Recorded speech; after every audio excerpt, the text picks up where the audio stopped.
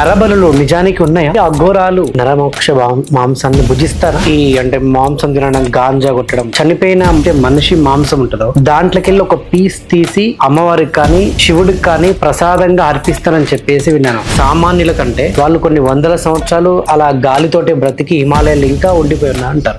నిజానికి అన్ని వందల ఏండ్లు బ్రతుకు ఉంటారా? డబ్బు కోసమే కొందరు ఆశ్రమాలు పెట్టుకోవడం, కొందరు హైదరాబాద్ లో ఏదో గుడి కట్టుకొని డబ్బు సంపాదించుకుందాం అని చెప్పేసి ఇట్లా ఒక వేషధరణ ధరించి ఇలా రకరకాలుగా చాలా మంది స్వామీజీలు చేస్తున్నారు. నేనే కాదిగా మీరంతా లేవ్వండి. కూటి కోసం కోటి విద్యలు.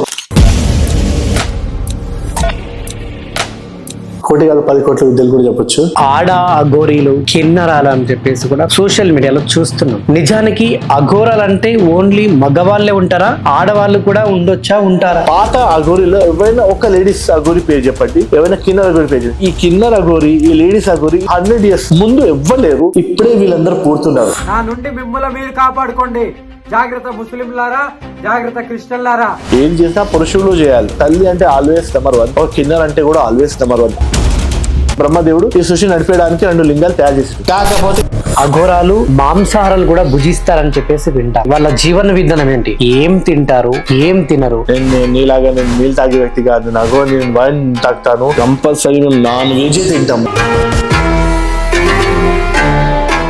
చాలా మంది దొంగ స్వామిలు, దొంగ మాతాజీలు అయితే మాక్సిమం అందరూ అలాగే ఉన్నారు. ఇదంతా సైకలాజికల్ గా వీళ్ళట తయారైన సైకలాజికల్ డిసీజ్ లో ఉన్నారు వీళ్ళు. లజ్జ అనేది, సిగ్గు అనేది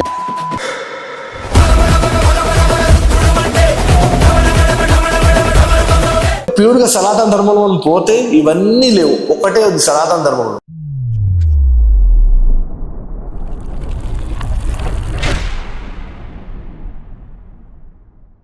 నమస్తే, వెల్కమ్ టు మై షో నిజం విత్ నరేష్ రాయ్. చాలా మంది అఘోరాల గురించి, నాగసాధువుల గురించి, కుంభమేళ గురించి, ఈ దైవికం గురించి కూడా ఒక్కొక్కరు ఒక్కొక్క రకంగా చెప్తున్నారు. అసలు నిజానికి అఘోరాలు అంటే ఎవరు? నాగసాధువులు అంటే ఎవరు? సాధువులు అంటే ఎవరు? వీరి జీవన విధానం ఏంటి? జనరల్ గా వీళ్ళు ఎక్కడ ఉంటారు? ఏం చేస్తుంటారు? సో మనం ఇప్పటిదాకా సోషల్ మీడియాలో రకరకాలుగా విన్నాం. బట్ నిజమైన ఒక సాధువు, నిజమైన ఒక అఘోర చెప్తే మరి ఎలా ఉంటది? మీకు కూడా తెలుసుకోవాలంది కదా.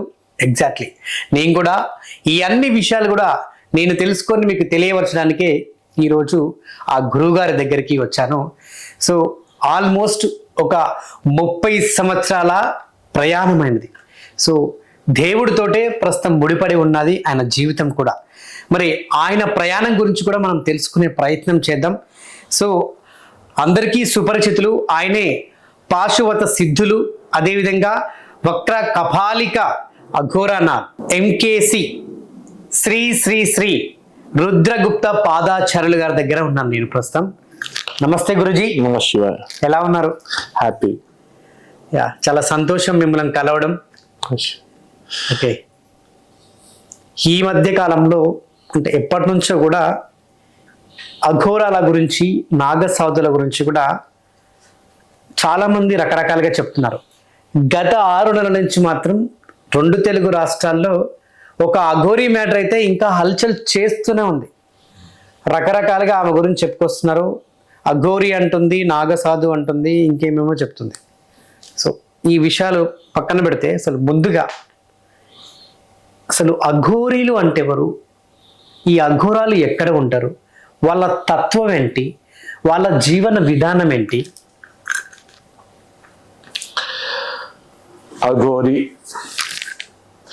అఘోరి అనే దానికి ఒక పర్టికులర్ మెయిన్ డెఫినేషన్ ఉంది.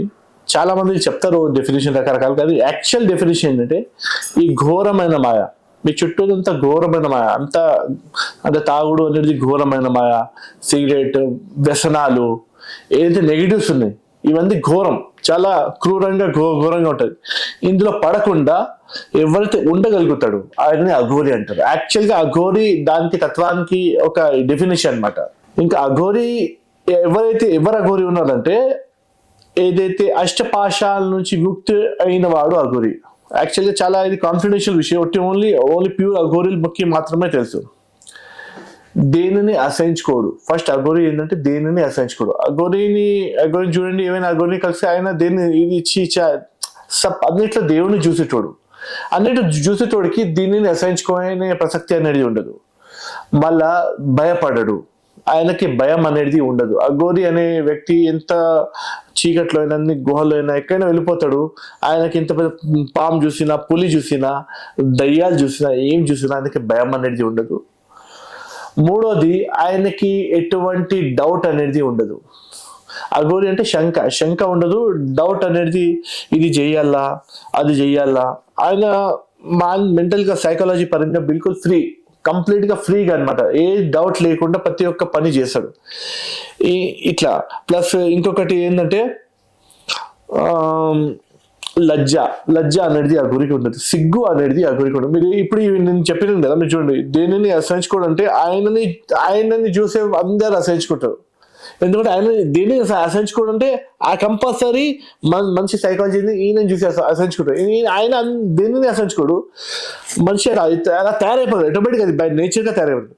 ఆయన చూసి అందరూ భయపడతారు, ఎందుకంటే ఆయన దేనిని చూసి భయపడరు. ఆయనకి ఏ పట్ల డౌట్, ఆయన చూసి ఎందుకు డౌట్ అనేది వస్తుంది, ఆటోమేటిక్ అది బై నేచర్ అట్లా ఫామ్ అయిపోతాడు ఆయన. ఇంకొకటి ఆయన బట్టలతోని ఉంటాడు, బట్టలు లేకుండా ఉంటాడు. ఆయనకి బట్టలతోని ఎటువంటి హీస్ నాట్ బట్టలు ఉన్న శివుడు, బట్టలు లేని శివుడు, అంత శివుడే ఉన్నాడు కదా అని ఆ భావం, అంత భక్తిలో లోపల వెళ్ళిపోతాడు. ఇంకా ఏదైతే నార్మల్ గా, ఇంకా ఫిఫ్త్ వన్ అనేది ఆయన ఎప్పుడు ఎవరికి నిందించాడు. ఈయన మంచి, ఈయన చెడు, ఈయన రైట్, ఈయన రాంగ్. ఆయన కోటి ఓన్లీ ఆయన పోయిన వే అంతవరకే ఆయన మాట్లాడతాడు, అంతవరకే ఆయనది ఉంటుంది. ఆయన దేని పట్ల మాట్లాడడం, నిందించడం అయినా, అపోహాలైనా ఏది ఉండదు. ఓన్లీ స్ట్రైట్ గా ఉంటాడు. దేవుని గురించి, ధర్మం గురించి ఏదైనా స్ట్రైట్ గా మాట్లాడదాం. ఇంకొకటి 6, 7, 8 ఈ మూడు, కుల అహంకారం, జాతి అహంకారం, శీల అహంకారం. కుల అహంకారం అంటే మా నాన్నగారు రాజులు, వాళ్ళ నాన్నగారు మహారాజులు, ఇటువంటి కులంని పట్టేసి ఉంటది కదా, ఇటువంటి అహంకారం ఉండదు. అందరం సమానమైన భావన కులంకం. కులం అంటే కులంతో శక్తికి సంబంధం ఉంది, కులం అహంకారం లేదు. ఇంకొకటి జాతి అహంకారం. ఇప్పుడు మనం జాతి అంటే, ఇప్పుడు ఈ కాలంలో జాతిలు అనేది మనిషిలో ఉంది, కానీ ఆ కాలంలో జాతి అంటే నేను మనిషిని, ఆయన కోతి, ఆయన పక్షి, ఇలా జాతిలా ఉంది. కానీ ఇప్పుడు మనుషుల మధ్యలో కూడా జాతి అయింది, నా జాతి పెద్ద జాతి, అది మన సైకాలజీని పట్టేసి. కానీ యాక్చువల్ గా ఈ జాతి అహంకారం ఉండదంటే అఘోరికి మీన్స్ ఆయన ప్రతి ఒక్క జీవరాశిలలో పరమశివుని చూస్తాడు కాబట్టి ఈ జాతి అహంకారం. శీల అహంకారం అనేది ఉండదు. శీలంకారం అంటే నేను ఇప్పుడు మొగాయన అంటే నేను బలంగా ఉన్నాను అలా, ఇంకా ఆడమంటే నేను అందంగా ఉన్నాను, అద్దం దగ్గర చూస్తుంది. ఇటువంటి శీలం అంటే బాడీ, ఈ మాంస బలాజ శరీరే, దీనిపైన అహంకారం ఉంది. ఈ అష్టపాశాల నుంచి ముక్తి అయిన వాడు, ఘోరమైన మాయలో పడని వాడు మాత్రం అఘోరి.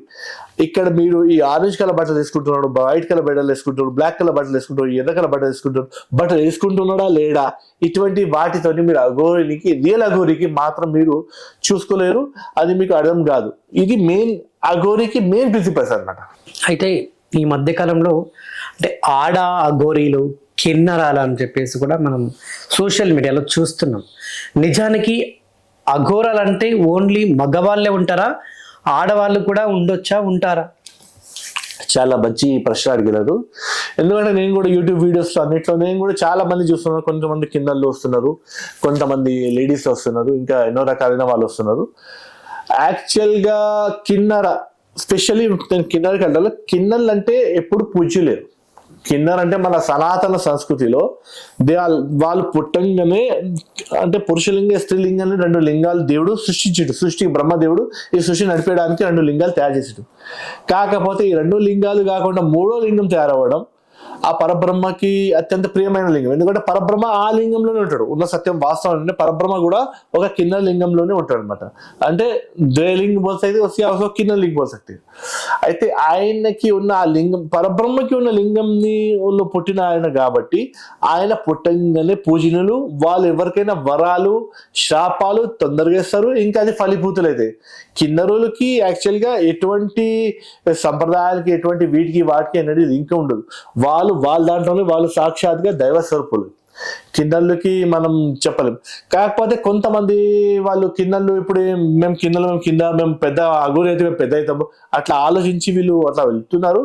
కానీ అవన్నీ నేను దీనికి ఏమన్నా, కానీ ఇవి రియల్ గా చెప్పాలంటే నేను పాత అఘోరీలు మీరు మొత్తం హిస్టరీ బుక్స్ అన్ని తీసేయండి, రీసెర్చ్ చేయండి, పాత ఏమైనా ఉన్నారా, పాత అఘోరీలో ఎవరైనా ఒక లేడీస్ అఘోరి పేరు చెప్పండి, ఏమైనా కిన్నర్ అఘోరి పేరు చెప్పండి. ఈ కిన్నర్ అఘోరి, ఈ లేడీస్ అఘోరి ఈ యొక్క 100 years ముందు ఎవ్వలేరు, ఇప్పుడే వీళ్ళందరూ పూడుతున్నారు. అఘోరా ఋషులు వీళ్ళందరూ ఒకటే, ఋషులైనా అఘోరాలైనా నా సంప్రదాయాలైనా వీళ్ళందరూ జెంట్స్లే ఉంటారు. లేడీస్లైనా కిన్నర్లైనా, లేడీస్ కి కూడా అలా కిన్నర్కి ఉన్న తిరిగి లేడీస్ కి కూడా చాలా మంది దగ్గర ఒక మాత అంటే ఒక అని తల్లికి స్థానం ఏంటంటే సెకండ్ థర్డ్ స్థానం ఉండదు. తల్లి అంటే ఆల్వేస్ నెంబర్ 1, ఒక కిన్నర్ అంటే కూడా ఆల్వేస్ నెంబర్ 1. ఆ రకంగా మీరు అనుకోండి, కిన్నర్ అంటే 0, ఒకటికి కూడా ముందు అనుకోవచ్చు. వాళ్ళకి ఇప్పుడు మాతాజీలు ఈ కిన్నర్లు వీళ్ళు తయారవ్వడం ఇవన్నీ చాలా రాంగ్. అయితే మన ఇందులో నా సంప్రదాయం అనేది ఉంది. నా సంప్రదాయాలు అఘోరాలు కూడా ఉంటారు. నాత్ అనేది నా సంప్రదాయంలో మీరు మాక్సిమం ఏ నాథం చూసినా ఆయన పరమశివునికి పూజ్యులైన, పరమశివునికి ఆయన మొక్కతోడు, పరమశివునికి ఆయన మెయిన్ గా నాథ్ సంప్రదాయం అనేది ఎక్కువ ఉంది. ఇంకా అందులో గోరఖనాథుడు ఏంటంటే మాత మహామాయ నుంచి కూడా ఆయన దీక్ష తీసుకున్నారు కాశ్మీర్లో. తీసుకుని ఆయన అఘోర పంథంలో కంటిన్యూషన్ అయినాడు. దాని అయిన తర్వాత కూడా అఘోర ఆయన శిష్యుడు, మొదటి శిష్యుడు ఈయన గోరఖనాథుడు మొదటి శిష్యుడు అఘోరనాథ్ అనమాట.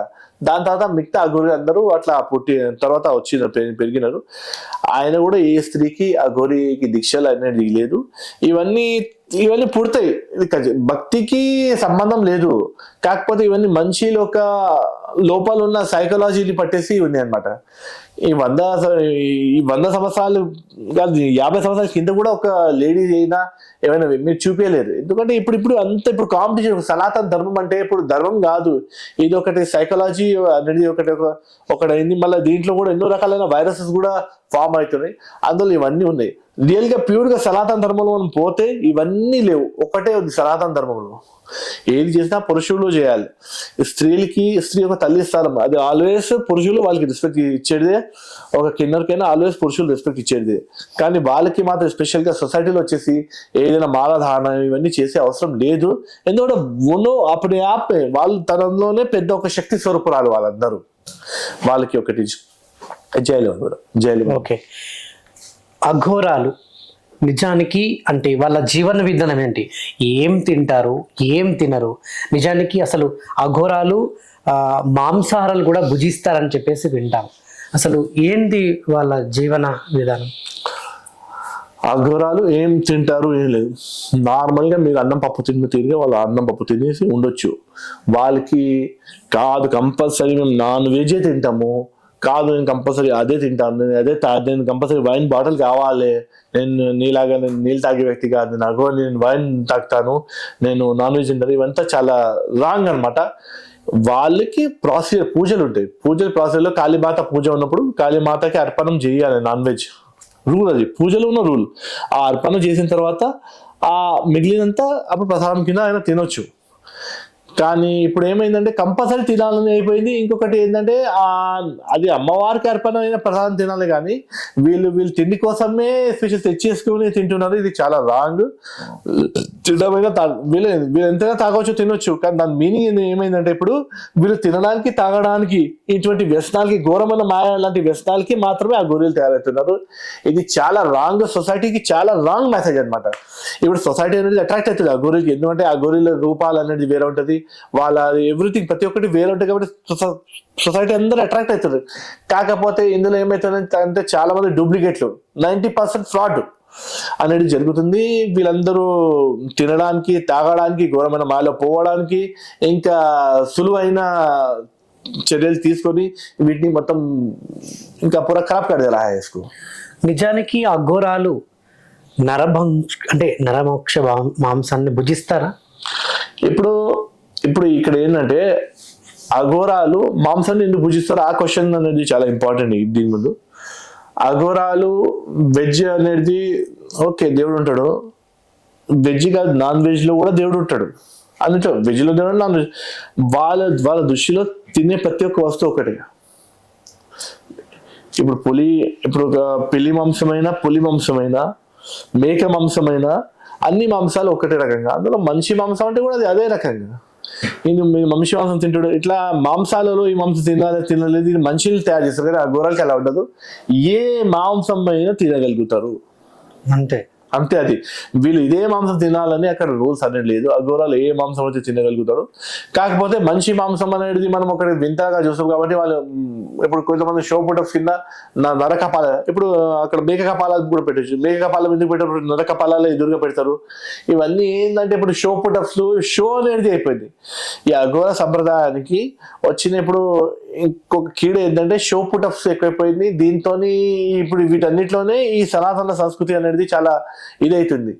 కాకపోతే ఒక మంచి వ్యక్తి వెజిటేరియన్ గా ఉండేసి ఒక అఘోరీలు నేను చెప్పిన అష్టపాశాలని ఫాలో చేసుకుంటూ ఒక వెజిటేరియన్ వ్యక్తి కూడా అఘోరి కింద ఉండొచ్చు.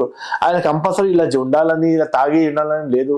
ఇప్పుడు మీరు ఇప్పుడు కులార్ణవ తంత్రము, జ్ఞానార్ణవ తంత్రము, ఇవన్నీ తాంత్రిక గ్రంథాలు అనమాట. వీటిలో తాగుడు అంటే ఇప్పుడు ఇవన్నీ మీరు తాగను అంటే మీరు దాని బదులుగా కొబ్బరికాయ నీళ్ళని కూడా శరాబ్ సమాజ్కి మాకు అర్పణ కర్ సక్తే, దూద్ కు మాకు శరాబ్ అమ్మవారికి పాలు కూడా అర్పణ చేయొచ్చు శరాబ్ సమాజ్కి. అక్కడ ఖచ్చితంగా నువ్వు సురపానమే చేపియాలి. ఇంకా लसन को మీరు ఒక చావ ప్లేస్ లో లసన్ పెట్టొచ్చు, అద్రక్ भी लगा सकते, प्याज भी लगा सकते. కంపల్సరీ మీరు నాన్ వెజ్ పెట్టాలని కాళికామాత, ఎందుకంటే చాలా మంది నాన్ వెజ్ తిన్నారు, వాళ్ళు కాళికామాతకు పూజ చేయాలనుకుంటారు, అఘోరీలాగా చేయొచ్చు. వాళ్ళలో కూడా అఘోరీలు ఉంటారా కంపల్సరీ ఉంటారు. వాళ్ళ దాంట్లో వాళ్ళు ఇట్లా ఈ వ్యవస్థలో వాళ్ళు పోతారు. అంటే దానికి మీనింగ్ ఏంటంటే వీళ్ళ తయారు చేసేసుకుంటారు అంతే, వాళ్ళ ఫెసిలిటీ ప్రకారంగా తయారు చేసేసి ఇది ఇట్లానే ఉంటుంది, వాళ్ళు ఒక కమిట్మెంట్ స్టాంప్ వేసేస్తారు, మిగతా వాళ్ళంతా ఫాలో కావాలి. ఇంకో ఇట్లా ఇది అఘోరా అనేది ఒక పంతం కూడా కాదు, ఒక గురు శిష్య పరంపర కాదు. అఘోరా అనేది ఎవరైనా ఎక్కడి నుంచి అయినా తయారు కావచ్చు. నా సంప్రదాయం అనేది సంప్రదాయం ఉంది కానీ అఘోర దానికి ఏంటంటే ఎవరైనా అవ్వచ్చు, ఏ ప్రాంతంలోనే కావచ్చు. ఇప్పుడు నాగా సాధువులు ఉన్నారు. నాగా సాధువులు ఈ సమాజం అంతా ఘోరమైన మాయ అనుకొని ఈ ఘోరమైన మాయ పడకుండా వాళ్ళ అఘోరం తత్వాన్ని తీసుకోవచ్చు, అఘోరంగా ఉండొచ్చు. వాళ్ళు స్పెషల్ గా ఒక అఘోరైన గురు చూసుకొని ఆయన దగ్గర కావాలని అలా ఏం లేదు. అఘోర ఎవరైనా అవ్వచ్చు. ఓకే. ఈ అంటే మాంసం తినడం, గాంజా కొట్టడం అంటే దాని ఇంకా ఇది ఏంటంటే ఇది ఒక విద్యలు అనమాట. ఇప్పుడు మనం గాంజా కొడితే దానికి దుమ్ము విద్య అంటారు. గాంజా కొట్టే విధానం ఉంటుంది, ఆ విధానం ప్రకారం కొట్టి ఆ పొగలో ఆత్మలతో మాట్లాడడం, ఇవన్నీ ఆ విద్యలు ఉంటాయి. ఈ విద్యలు లేకుండా ఏమైనా తాకుతున్నది చాలా రాంగ్. విద్యలో తాగడం అనేది వేరే, నార్మల్ గా ఒక షో పుటగ్గా ఎంజాయ్మెంట్ కోసం తాగుతున్నారు కదా, ఇది చాలా రాంగ్ అనమాట, చాలా రాంగ్ మెసేజ్ ఇది. ఈ అఘోరాలకి నాగ సాధువులకి అసలు తేడా ఏంటి? నాగా సాధువులు అంటే వీళ్ళు కంప్లీట్ గా వచ్చేసి కుంభేలలో వాళ్ళ ఏదైతే వాళ్ళ లింగాన్ని ఏదైతే కొంతమంది అంటారు కట్ చేసేస్తారు, తిప్పేస్తారు, ఏదో సంవాట్ చేసేస్తారు. దాని తర్వాత వాళ్ళకి లేవదు అనమాట. ఇంకా వాళ్ళు ఎప్పుడైనా పూర్తిగా నగ్నంగా ఉంటారు, ఇంకా కంప్లీట్ గా సొసైటీలో తిరుగుతారు. వాళ్ళ వాళ్ళ ఏంటంటే శాస్త్రము వాళ్ళు జీవించేది శస్త్రం కోసం, శాస్త్రం కోసం. ఇది వీళ్ళు నాగా సాధువులు. అఘోరాలు అంటే వాళ్ళకి మీరు ఇందా చెప్పిన కదా, వాళ్ళకి లింగానికి ఏదో చెయ్యాలి, ఇది ప్రక్రియ జరిగి వాళ్ళు నార్మల్గా మనిషిలాగానే ఉంటారు. వాళ్ళకి ఒక చెప్పాలంటే లేస్తుంది, అన్ని రకాలైన ప్రక్రియలు ఉంటుంది వాళ్ళది. కాకపోతే అన్ని ఉన్న తర్వాత కూడా వాళ్ళు కఠోరమైన బ్రహ్మచర్యలు ఉండాలి. గట్టిగా బ్రహ్మచర్యలు ఉండేసి వాళ్ళు ప్రతి ఒక్క స్త్రీలో తల్లి భావం పెట్టాలి. ఇప్పుడు ఒక ఆయనకి పురుషత్వం ఉంది, తర్వాత కూడా ఆయన ఒక కంట్రోల్ చేసేసి బ్రహ్మచర్యం ఉండేసి ఒక ప్రతి ఒక్క స్త్రీలో అమ్మాయిని చూస్తున్నారంటే అది చాలా గొప్ప విషయం. మీ పురుషత్వం తీసేసి అన్ని చేసేసిన తర్వాత మీరు ఏమైనా పర్వాలే ఉండొచ్చు, కానీ మీకు నపుంసకత్వం లేకుండా పురుషత్వంలో పెట్టేసి బ్రహ్మచర్యంలో పెట్టేసి కఠోరమైన బ్రహ్మచర్యంలో పెట్టేసి మీరు ప్రతి ఒక్క స్త్రీలో తల్లి భావం చూసుకోవడం, ఇంకా అలా ఉన్నా కూడా తల్లిభావం ఎలా అయినా మీరు చూస్తున్నారంటే చాలా గ్రేట్ అనమాట. ఈ బ్రహ్మచర్యలో ఉండడం ఒక అఘోరి కూడా చాలా చాలా ముఖ్యం.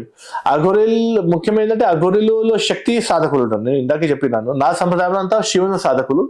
అఘోరి అనే శబ్దానికి మీనింగ్ కూడా శక్తి. అఘోరి కాళిక అని వస్తుంది, అఘోర శివ అని రాదు. అఘోరి కాళిక అని అమ్మవారి ఒక రూపం ఉంది.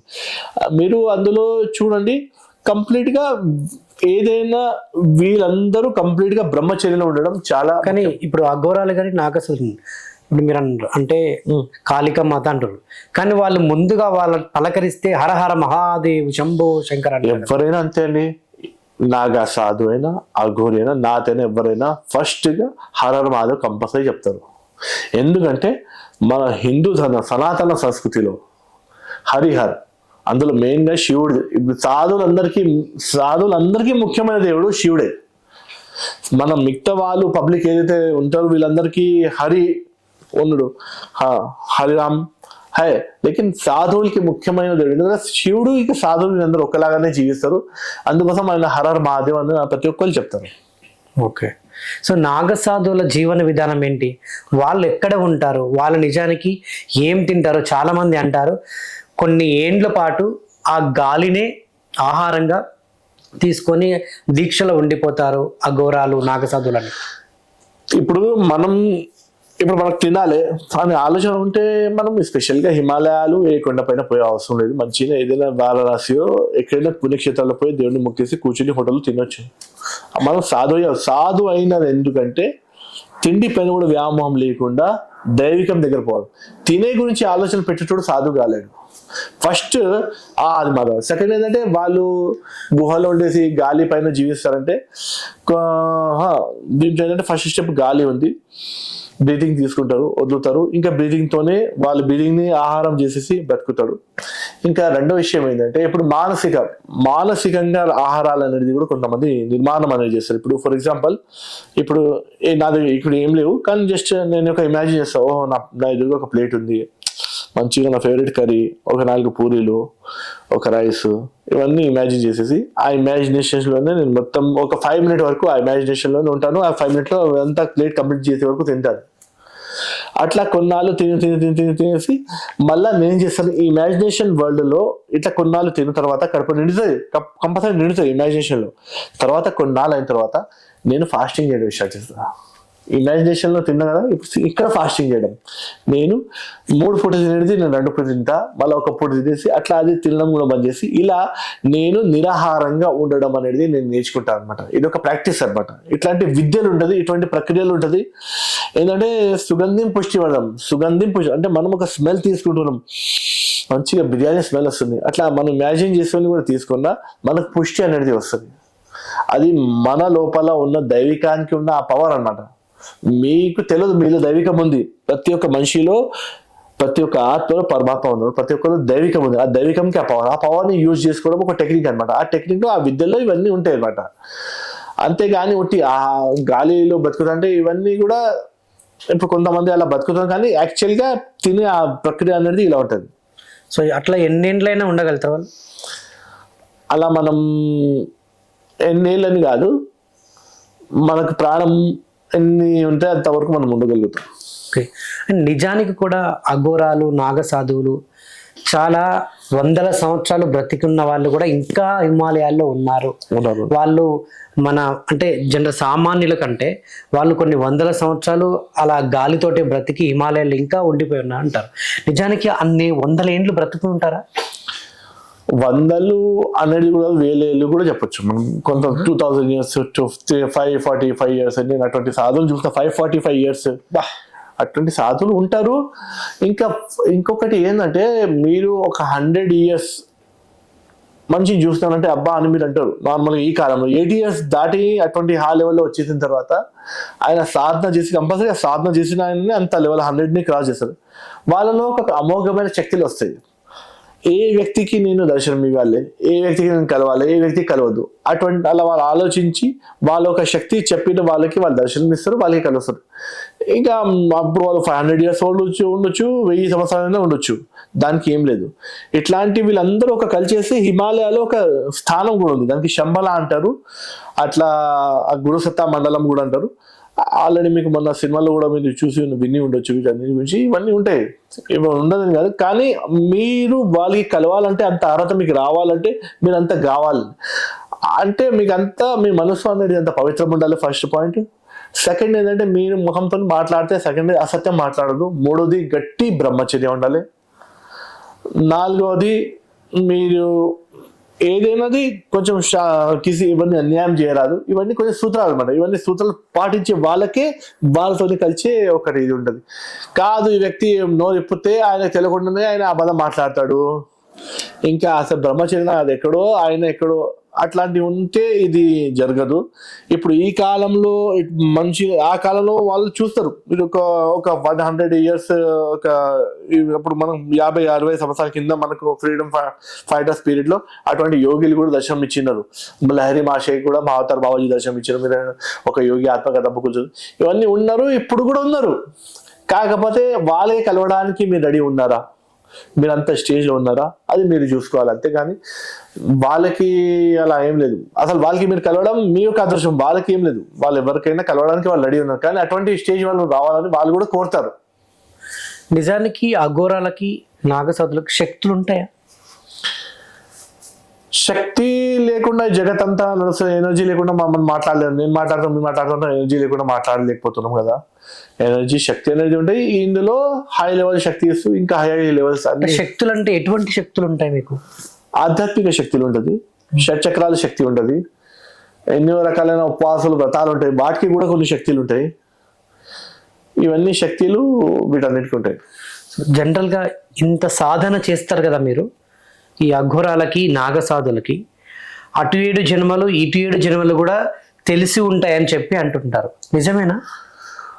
అలా అంటే అందులోపల పోగానే తెలియదు, కానీ అందులోపల పోయిన తర్వాత దానికి తగినట్టు ఫస్ట్ వాళ్ళు, ఇప్పుడు నేను నాగా సాధు అవ్వాలంటే అయిపోతా, కానీ అందులో పోయిన తర్వాత దానికి తగినట్టు నేను కరెక్ట్గా ఉంటే, పర్ఫెక్ట్గా ఉండైతే ఆటోమేటిక్ ఒక స్థాయి అనేది వచ్చేసి నాకు కూడా ఆటోమేటిక్ నా పూర్వలో ఉన్న 7 జన్మలు, రాబోయే 7 జన్మలు ప్రతి ఒక్కటి ఆటోమేటిక్ తెలిసిపోతుంది. ఇంకా ఒక ఫస్ట్ మనిషి ఒక సాధు కావాలంటే కూడా ప్రారంభ జన్మ ప్రభావంతోనే అవుతాడు. ఈ జన్మ ప్రభావం, ఈ జన్మ ఒక్కటే ప్రభావం కాదు. నేను ఈ జన్మలో సాధు అవ్వాలంటే ఈ యొక్క జన్మ కాదు, ప్రారంభం 2-3 జన్మలో ఒక ప్రభావంతోనే ఈ జన్మలో సాధువు జరిగింది అంతే. ఇంకా మనకు ఈ గురువు అనేది కూడా ఈ జన్మలో నాకు గురువు దొరికినట్టు, ఆయన ఎన్నో జన్మల నుంచి నాకు గురువు ఉన్నాడు కాబట్టి ఆ శిక్షని పరిపూర్ణంగా చేసుకోవడానికి ఈ జన్మం దొరికినాడు. అంతేగాని ఇప్పుడు ఈయనకి ఈ జన్మకి ఇవన్నీ ఉన్నాయి కానీ మనకు తెలియదు. మనకు ఏంటని తెలుసు అంటే, నేను ఇక్కడ పుట్టినా ఇక్కడ చేస్తాను, ఇంతవరకు ఏంది జీవితం. అంతేకాదు, ఇది ఏంటంటే ఎన్నో రకాలైన యూనివర్స్, జగత్ అనేది ఉంది, ఎన్నో రకాలైన జన్మలు ఉన్నాయి, ఎన్నో రకాలుగా మనం పుడితే ఉంటాం, ఎన్నో తల్లిల నుంచి పుట్టినాం కూడా, ఇంకా ఎన్నో తల్లి గర్భంలో మనం పోతే ఉంటాం. సో అఘోర నాగసాధు దీక్ష అనేది అంటే చాలా మందిని నేను చూశాను, అంటే ఆల్రెడీ పెళ్ళి చేసుకొని పిల్లలైనా కానీ ఈ అఘోర నాగసాధు దీక్ష తీసుకొని హిమాలయకి వెళ్ళిపోతారు, ఇంకా ఇతర ప్రదేశాలకు వెళ్ళిపోతారు.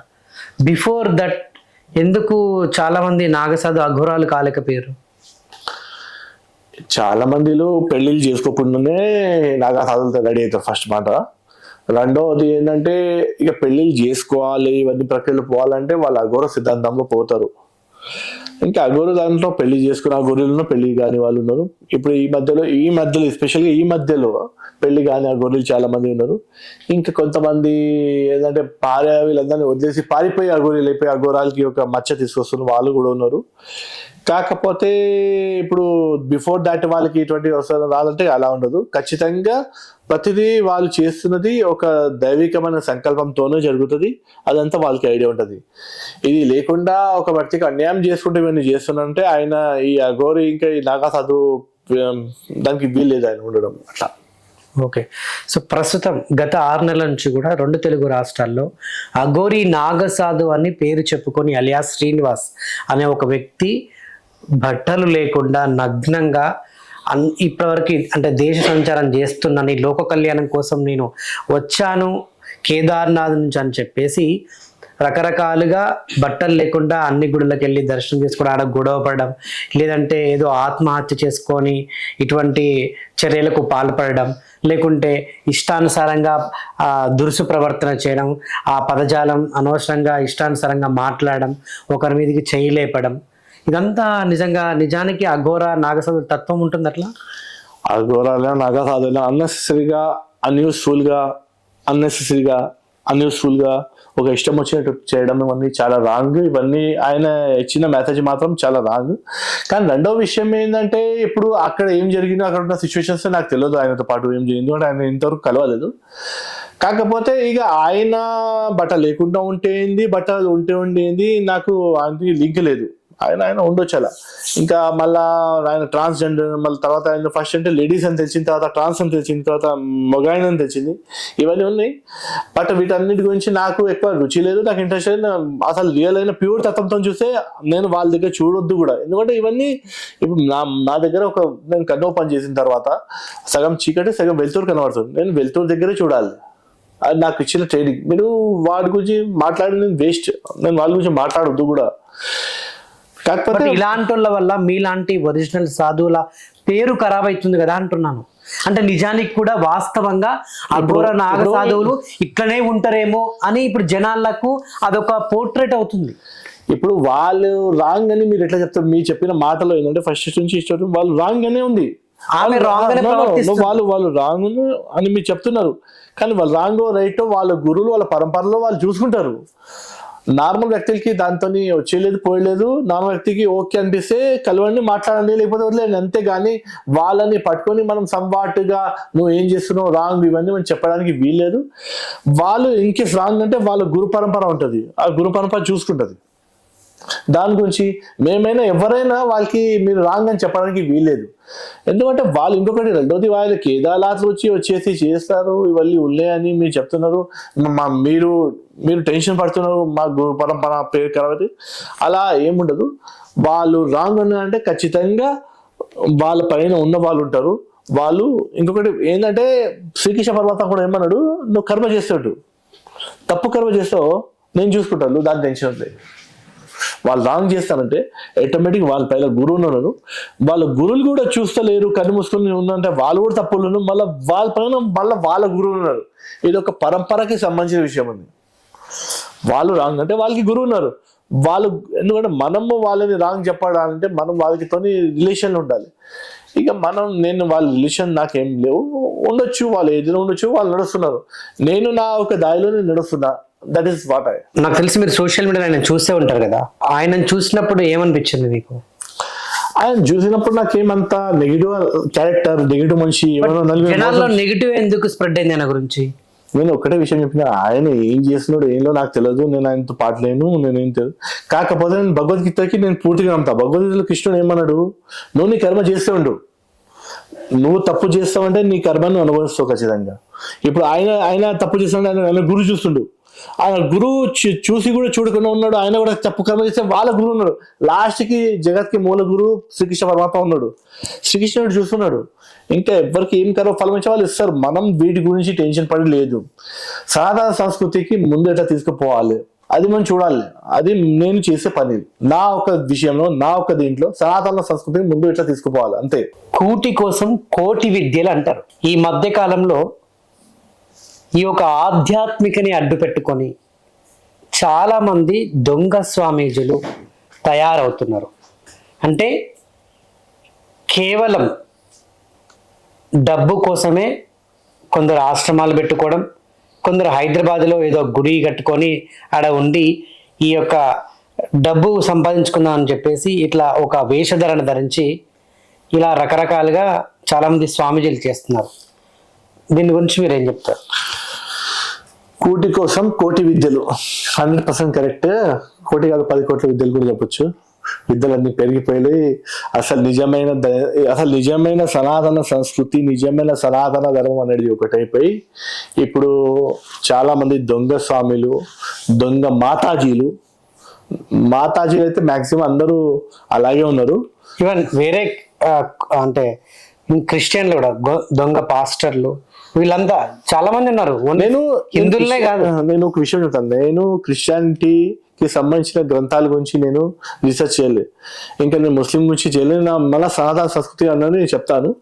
వాళ్ళ కర్మ వల్ల వాళ్ళ దేవుడు చూస్తాడు. శ్రీకృష్ణ పరమాత్మ వాళ్ళకి చేసిన కర్మాలకి కూడా చూసుకుంటాడు. ఆయన ఒక్కటే అని కాదు, ఆయన దృష్టిలో మానవ జాతి అంతా ఒక్కటే ధర్మం. వీళ్ళు ఎంత ఏమన్నా చేసుకొని వీళ్ళు ఏమన్నా, కాకపోతే ఇక్కడ ఏంటంటే ఇప్పుడు కొంతమంది దొంగ స్వామీలు వాళ్ళు ఉన్నారు, వాళ్ళు చేస్తున్నారు, ఇంకా వాళ్ళ అనుభవం అవుతున్నాయి, వాళ్ళు కూడా వాళ్ళ అనుభవాలు అవుతున్నాయి. ఇంకొకటి ఇప్పుడు నార్మల్గా ప్రతి ఒక్కరు ఇప్పుడు నార్మల్గా ఒక కుర్రోడు, చిన్న కుర్రోడు, ఆయన ఏంటంటే సిగరెట్ తాగుతున్నాడు. ఏందిరా సిగరెట్ తాగుతున్నాడు అంటే 4 బైరోడు వచ్చిండు. అటువంటి మాట చెప్పడం, ఇవన్నీ డ్రామాలు చేయడం, ఫ్రాంక్లీ చెప్పాలంటే ఇవన్నీ ఏ మనిషిలో దేవుడు అనేది రాడు, మనిషిలో మాత్రం దేవుడు రాడు. ఎటువంటి మనిషి ఉన్నా అమ్మ ఒక లేడీస్ తల్లి స్థానంలో ఉంది, ఆమె మొక్కుతాను, దండ పెడతా, శాశ్వతంగా నమస్కారం చేస్తాను నేను. అటువంటి ఆమె నాలో దుర్గామాత వచ్చింది, నాలో ఈ మాత వచ్చింది, ఆ మాత వచ్చి చెప్తే ఇక మనం రెస్పెక్ట్ చేస్తాం.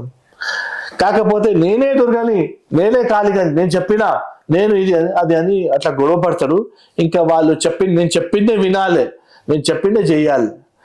అది చెప్పిందే వినాలి, చెప్పించాక మొన్న అంటే నేను చెప్తున్నాను ఉన్న కెమెరా ఎదురు మొన్న మన ఇప్పుడు గుడిలో సంవాట ఒకడు వచ్చేసి అభద్ర వ్యవహారం చేస్తాడు, అమ్మవారి విగ్రహాన్ని పలిపెట్టాడు. అప్పుడు ఈ మాతాజీలు ఎక్కడ దాస్తున్నారండి అంటే అప్పుడు నాకు వచ్చే క్వశ్చన్ ఇంకా ఇంతకు ముందు కూడా ఇక వాస్తవానికి ఏంటంటే దైవికమని కాదు, ఇది ఒక రకమైన సైకలాజికల్ డిసీజ్. ఇది సైకలాజికల్ డిసీజ్.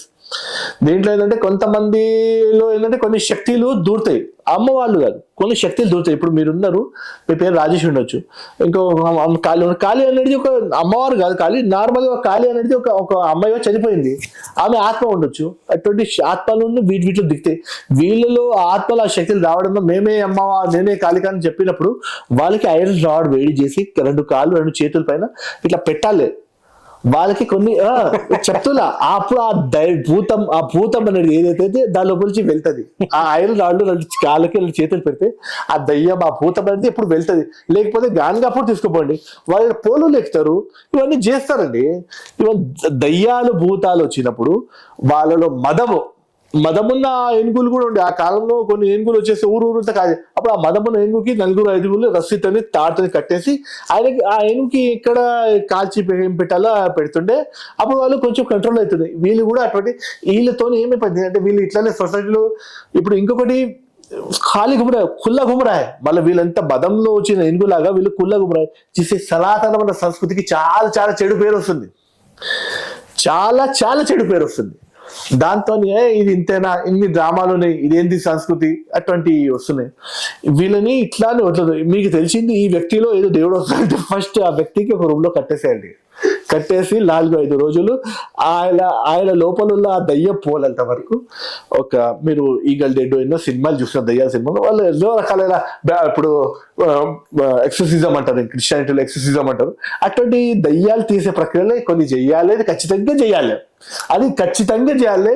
వాళ్ళ ఇంట్లో ఎవరు కాదు, వాళ్ళ కొడుకులే వాళ్ళు కొట్టేసి వాళ్ళ అమ్మనైనా వీళ్ళ భార్యలైనా, భర్త ఉంటే భార్యని కొట్టాలి, కొడుకుంటే వాళ్ళ అమ్మని అంటే అంటే వేడి రాళ్ళు పెడితే బాగుంటుంది అని నా అభిప్రాయం.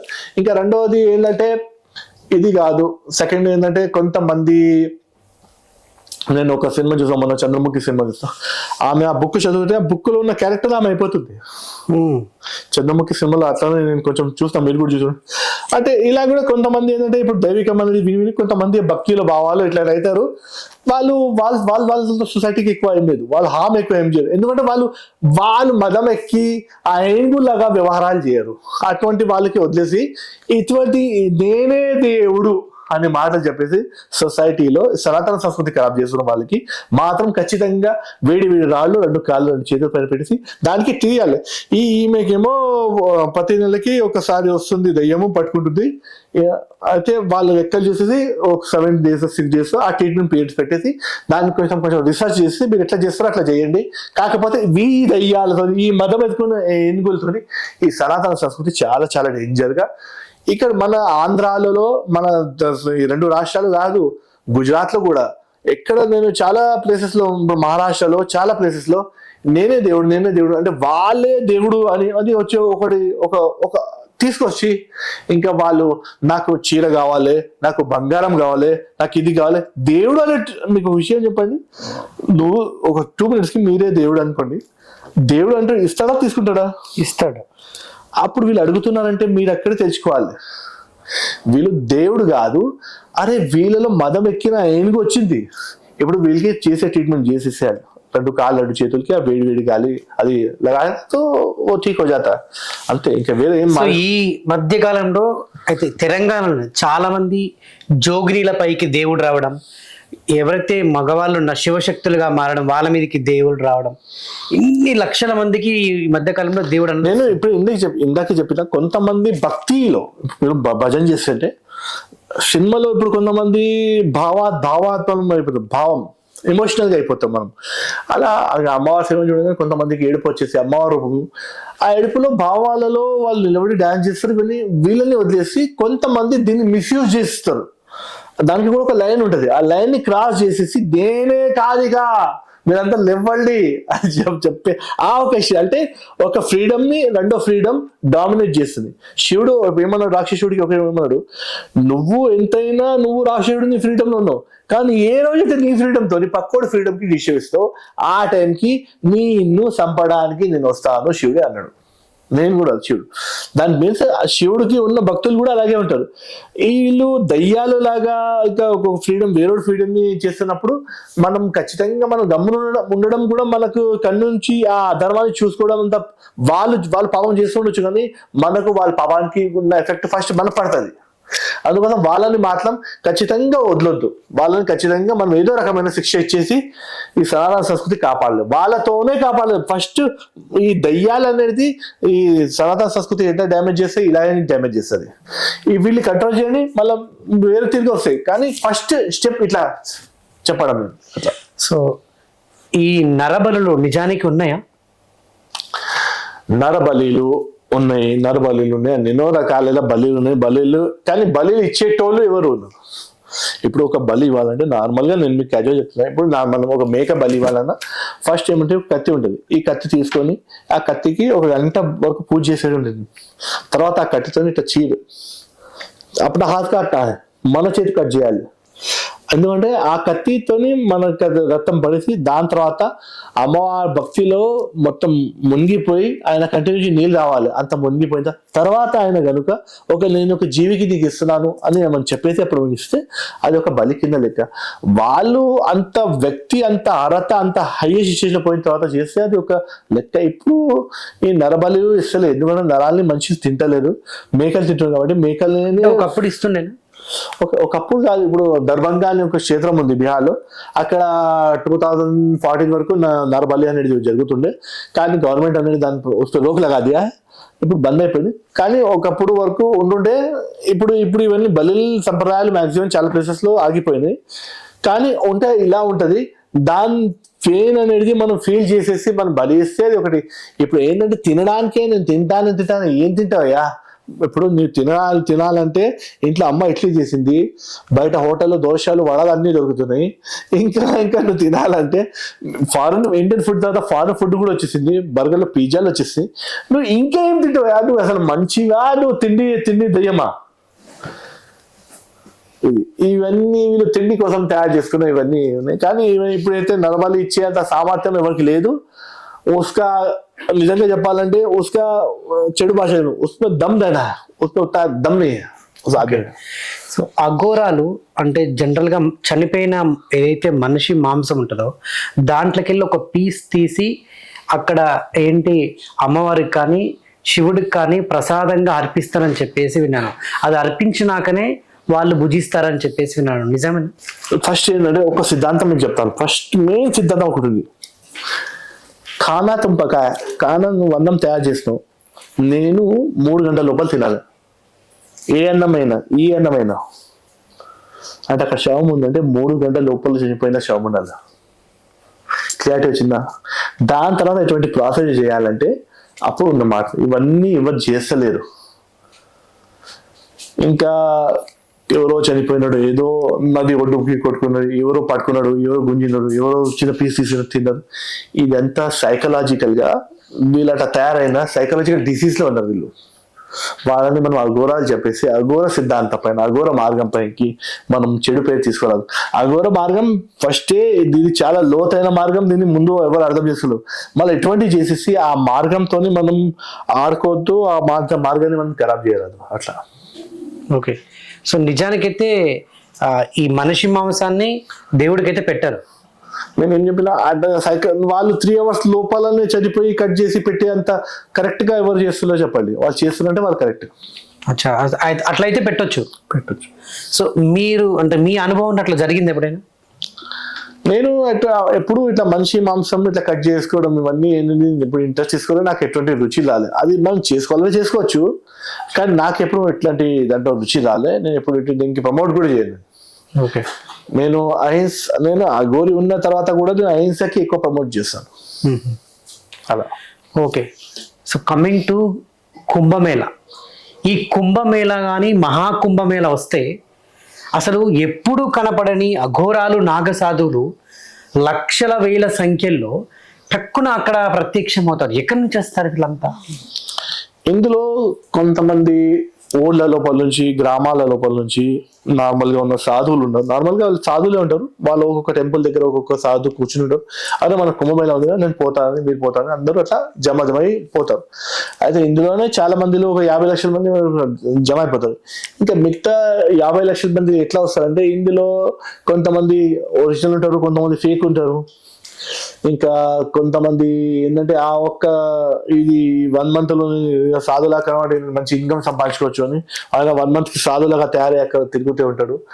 ఎన్నో రకాలైన వాళ్ళు అన్ని కలిసి తర్వాత ఈ కుంభం అనేది ఇలా రెడీ అవుతుంది. ఇందులో ఇది ఒకటే, ఇంకొకటి కొంతమంది దివ్యలోకాల నుంచి కూడా వస్తారు. దివ్యలోకాలలో వచ్చిన వాళ్ళు 10%. అయితే మొన్న కుంభమేళకు 144 years ఒక అఘోరా వచ్చారని చెప్పేసి ఆల్రెడీ మనకు వీడియోస్ కూడా వచ్చాయి. ఇప్పుడు వచ్చి ఉండొచ్చు. 7 feet హైట్ ఉంది. 7 feet హైట్ ఇప్పుడు ఉన్నారు, 7 feet హైట్ వాళ్ళు ఉన్నారు. ఇంకా చాలా మంది ఉన్నారు. ఆయన ఒక్కరికి అక్కడ హైలైట్ చేస్తాను, కానీ అక్కడ 7 feet మంది చాలా. నార్త్ ఇండియాలో 7 feet వాళ్ళు లేకపోతే వేస్ట్. నార్త్ ఇండియాలో 5 పైన ఉంటారు. మనకు సౌత్ లోనే పొట్టి వాళ్ళు ఉన్నారు. అక్కడ కూడా లేరని చెప్తారు, అక్కడ కూడా ఉన్నారు. కాకపోతే ఉండొచ్చు, ఎన్నో రకాలైన వాళ్ళు కూడా ఉండొచ్చు. ప్యూర్ ఉన్నారు, డూప్లికేట్ ఉన్నారు, అందరూ మిక్స్ అయి ఉన్నాయి. కుంభమేళ అంటే మీరు అందరూ ఇందులో ప్యూర్ గానే ఉన్నారని అనుకోరాదు. ఒక 70 to 80% వరకు ప్యూర్ గా ఉన్నారు, మిగతా వాళ్ళందరూ వస్తున్నారు. ఇంకొకటి, చాలా మందిలో సనాతన సంస్కృతి ఖరాబ్ చేసుకోవడానికి, ఇంకా వాళ్ళ ఒక స్వార్థం కోసం, ధనం కోసం, వీటన్నిటి కోసం తిరుగుతున్నారు. ఓకే. ఈ మహాకుంభమేళ 140 ఏండ్లకు ఒకసారి వచ్చే ఈ మహాకుంభమేళ గురించి ఏం చెప్తారు? ఓం నమః శివాయ. చాలా మంచి క్వశ్చన్. ఇప్పుడు నేను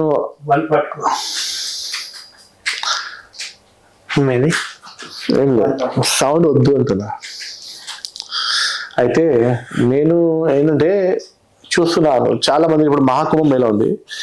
ఈసారి నేను ఒక 6 years కింద చూస్తాను, అర్ధ కుంభం ఉండే, అప్పుడు పర్వాలే. కాకపోతే ఇప్పుడు ఈసారి మహాకుంభానికి ఏం చేస్తుందంటే, అసలు కుంభం అనేది ఒక ఆధ్యాత్మిక శక్తి, ఒక దైవికమైన ఒక సందర్భం. ఇప్పుడు కుంభం అంటే నార్మల్ గా ఒక సినిమా యాక్టర్స్ అందరు కలిసేసి ఒక పబ్ లోపల ఒక డీజే సాంగ్ పెట్టి డాన్స్ చేసినట్టు కాదు. అక్కడక్కడ ఆశ్రమాలలో టెంటులు వేసేసి అక్కడ భజనలు చేసుకుంటూ, స్నానాలు చేసుకుంటూ, దైవికం ఒక పేరులో మునిగిపోవడం అనేది. కానీ ఇవన్నీ హైలైట్ చేయకుండా ఇప్పుడు నార్మల్ గా బయట మీడియాలలో అన్నిట్లో ఇప్పుడు ఎలా ఉన్నాయంటే, ఇప్పుడు ఎవరో ఒక సాధు ఉన్నాడు, ఆయన కుర్రోడు ఉన్నాడు, ఆ కుర్రోడు సాధుని ఆయన్ని హైలైట్ చేయడం. ఎవరో ఒక అమ్మాయి ఉంది, ఆ అమ్మాయిని చాలా అందంగా ఉంది, ఈమె కర్ణుడు కూడా అబ్బబ్బా ఎంత బాగుంది అట్లా హైలైట్ చేశారు. అలా మోనాలిసా అని అలా. ఇంకొకటి ఒక సాధ్వి అయిపోయింది. ఒక ఆమె సినిమాలో డాన్స్ చేసే ఆమె సాధ్వి అని, ఇలా 2 ముగ్గురు ఉన్నారు, వాళ్ళని హైలైట్ చేసుకోవడం. ఏంటంటే ఎక్కడ హైలైట్ చేయకపోదు. ఇవన్నీ కూడా అసలు ఈ మహాకుంభంలో, ఎస్పెషల్లీ ఈ మహాకుంభంలో అసలు మహాకుంభంలో ఆధ్యాత్మికం ఏంది, ఆధ్యాత్మికమైన మహాకుంభంలో ఎన్ని విశేషాలు ఉన్నాయి. ఈ పవర్స్ ఇలా తీసుకోవచ్చు, దాని గురించి మాత్రం డిస్కషన్స్ ఎవరు చేస్తలేరు. ఈ మోనాలిసా కన్ను ఎందుకు ఇట్లా ఉంది, ఎందుకు ఇంత బ్లూ కలర్ గా ఉంది, ఆ సాధు వెళ్ళి ఆయన చదువుకున్నాడంట, ఇంత మళ్ళీ ఊకే సాధు ఎందుకు, ఇవన్నీ రకరకాల పిచ్చి పిచ్చి క్వశ్చన్స్ తోని ఈ కరెక్ట్ కుంభలో కాన్సన్ట్రేషన్ ఎవరు చేస్తలేరు.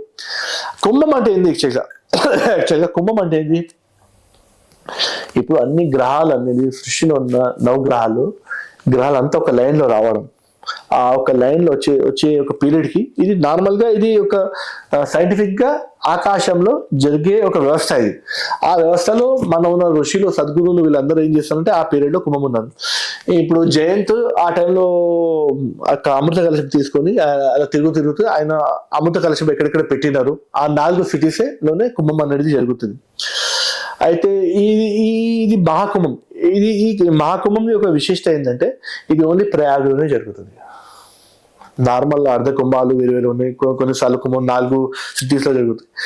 అయితే ఇక్కడ అమృతం కలశం అక్కడ పెట్టినాడు జయంత్ అంటే దానికి ఒక సూక్ష్మార్థం ఉంది. మీరు మంచిగా జాగ్రత్తగా వినండి. అమృతం అనేది ఎక్కడి నుంచి వచ్చింది? అమృతం ఎక్కడి నుంచి వచ్చింది? మన దగ్గర ఆల్రెడీ లేదు, మన దగ్గర లేదు. అమృతాన్ని సముద్ర మంథనం చేసి తీసినారు. ఎందుకు తీస్తున్నారు? దేవతల ఒక శక్తి తగ్గిందని.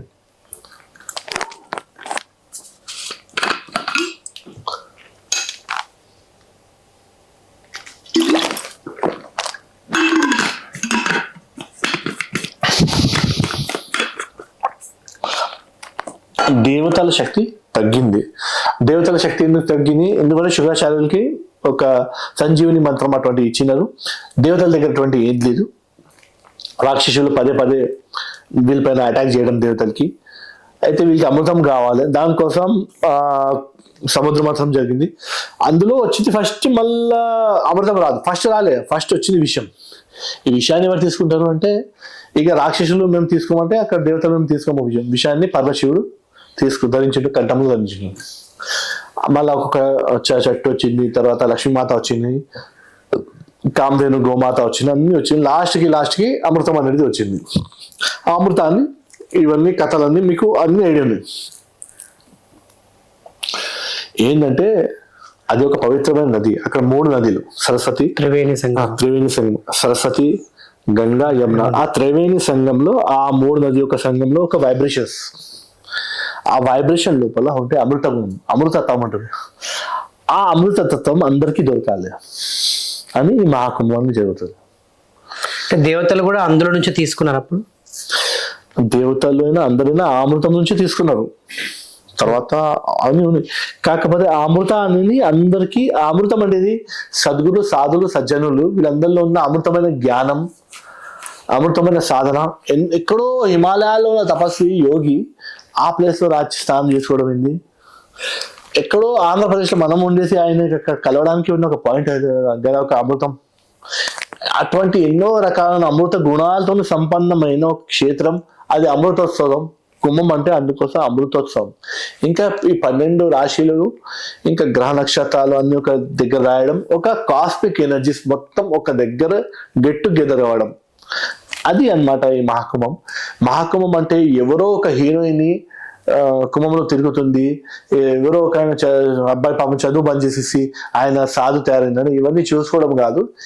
ఇటువంటిది ఇప్పుడు కాదు, ఎన్నో సంవత్సరాల కింద కూడా కుంభం జరిగినప్పుడు కూడా ఎన్నో మందిలో తిరిగినారు, వచ్చినారు, పోయినారు. కానీ వీటిపైన కాన్సన్ట్రేషన్ చేసుకోవడం కాదు.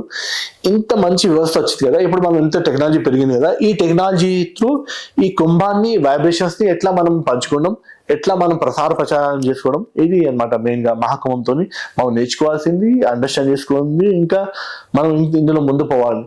ఇంకా ఇప్పుడు ఒక సాధువు ఎంతో తపస్సు చేసేసి కేదార్నాథ్ లో, బద్రీనాథ్ లో చేసేసి వస్తారు.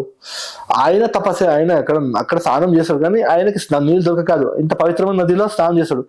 మళ్ళీ ఆయన వైబ్రేషన్, ఈ నదిలో ఉన్న పవిత్రత వైబ్రేషన్, ఆ టైంకి ఉన్న అమృత గుణాలు ఇవన్నీ కలిసి 3, ఇది కూడా 3 అవుతుంది. అది కలిసేసి ఆ ఒక పాయింట్ లో దొరుకుతుంది కదా, అది చాలా ముఖ్యం అన్నమాట ఈ మహాకుంభం అంటే. ఈ మహాకుంభ మేళలో నిజంగా ఆ పుణ్య స్నానం చేస్తే నిజానికి మనం చేసిన పాపాలు తొలగిపోతాయా? ఇప్పుడు పాపం పుణ్యం అనేది నేను చెప్పండి, పుణ్యం వస్తుందా? ఇప్పుడు నేను మీకు ఒకటి 2 రకాలుగా చెప్తాను. ప్రాఫిట్ అండ్ లాస్, దాన్ని వ్యాపారం అంటారు. ప్రాఫిట్ లాస్ చూసేసుకొని మీరు కుంభంలో పోతున్నారంటే, మీరు వ్యాపారం చేస్తున్నారంటే, మీరు కుంభం పోతే మీరు ఖచ్చితంగా మీరు అక్కడ ఉన్న దైవికమైన శక్తిని మీరు దాంతో లాభాన్వితం కాలేరు. వ్యాపారం కాదు, దైవికంగా భక్తితోని అక్కడ పోతే అక్కడ ఉన్న పాజిటివ్ వైబ్రేషన్స్, పుణ్యాత్మకమైన శక్తులన్నీ మీకు దొరుకుతుంది. ఇంకా పాపాత్మకమైన శక్తి ఎవరు చూడలేరు. పాపం గురించి చెప్తారు, మనం నార్మల్గా కొన్ని అండర్స్టాండ్ చేసుకోవడానికి పాపం పుణ్యం మాట్లాడతాం, కానీ నార్మల్గా ఇంతవరకు పాపం అనే దానికి ఎవరు చూడలేరు. మనం అట్లా ఇప్పుడు ఈ మనిషికి తినిపిస్తే మన పుణ్యం దొరుకుతుంది, ఆ పాపం దొరుకుతుంది, అట్లా ఆలోచన చేసేస్తే ఒక మనిషిని తినిపించడం కూడా మనిషి ఆగిపోతారు. నేను తినిపిస్తే కాదు, అది 4 రోజులు చూసి ఆకలి ఆమె ఫస్ట్ పెడతాం అన్నం. అరే ఇంకొక ఆమె వచ్చింది గురుగారు, ఆమె 10 రోజులు వచ్చి తినలేదట, అట్లా మనం ఆమె దగ్గర ఉరుకుతాం. అట్లా అని కాదు, తినిపియాలి, పుణ్యం చేయాలి అని కాదు, నేను తినిపియాలి అంతే, దట్స్ ఆల్. నాకు పాపం పుణ్యంతో సంబంధం లేదు. అటువంటి నిరపేక్షమైన నిర్వ్యాపారంగా ఉన్న బుద్ధితోని ఈ కుంభమేళలో పోయి స్నానం చేస్తేనే మనకు ఒక దొరకాల్సిన పుణ్యం అనేది దొరుకుతుంది అంతే. ఇంకా మిగతా దాని మీద పాపం గురించి మాట్లాడదు అంతే. ఓకే, ఇది మహాకుంభమేళ. ఈ అర్ధ కుంభమేళ అని ఇలా రకరకాలుగా ఉన్నాయి కదా, అవన్నీ కూడా సేమ్ ఇలాగే ఈ ప్యాటర్న్ లో ఉంటాయి అన్ని ఈ రకంగానే. అక్కడ ఇంకొకటి ఏంటంటే మన ఇప్పుడు ఇంకొకటి మెయిన్ ఏంటంటే, ఇంకొకటి చెప్పాలంటే 6 years లో వస్తే అర్ధ కుంభం, 12 years లో వస్తే కుంభం, ఇంకా 12 years ఇంకా 144 years లో వచ్చేస్తే మహాకుంభం.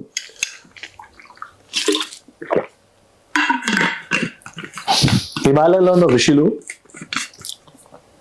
ఎంతో చాలా జ్ఞానం, చాలా తపశక్తివంతులు.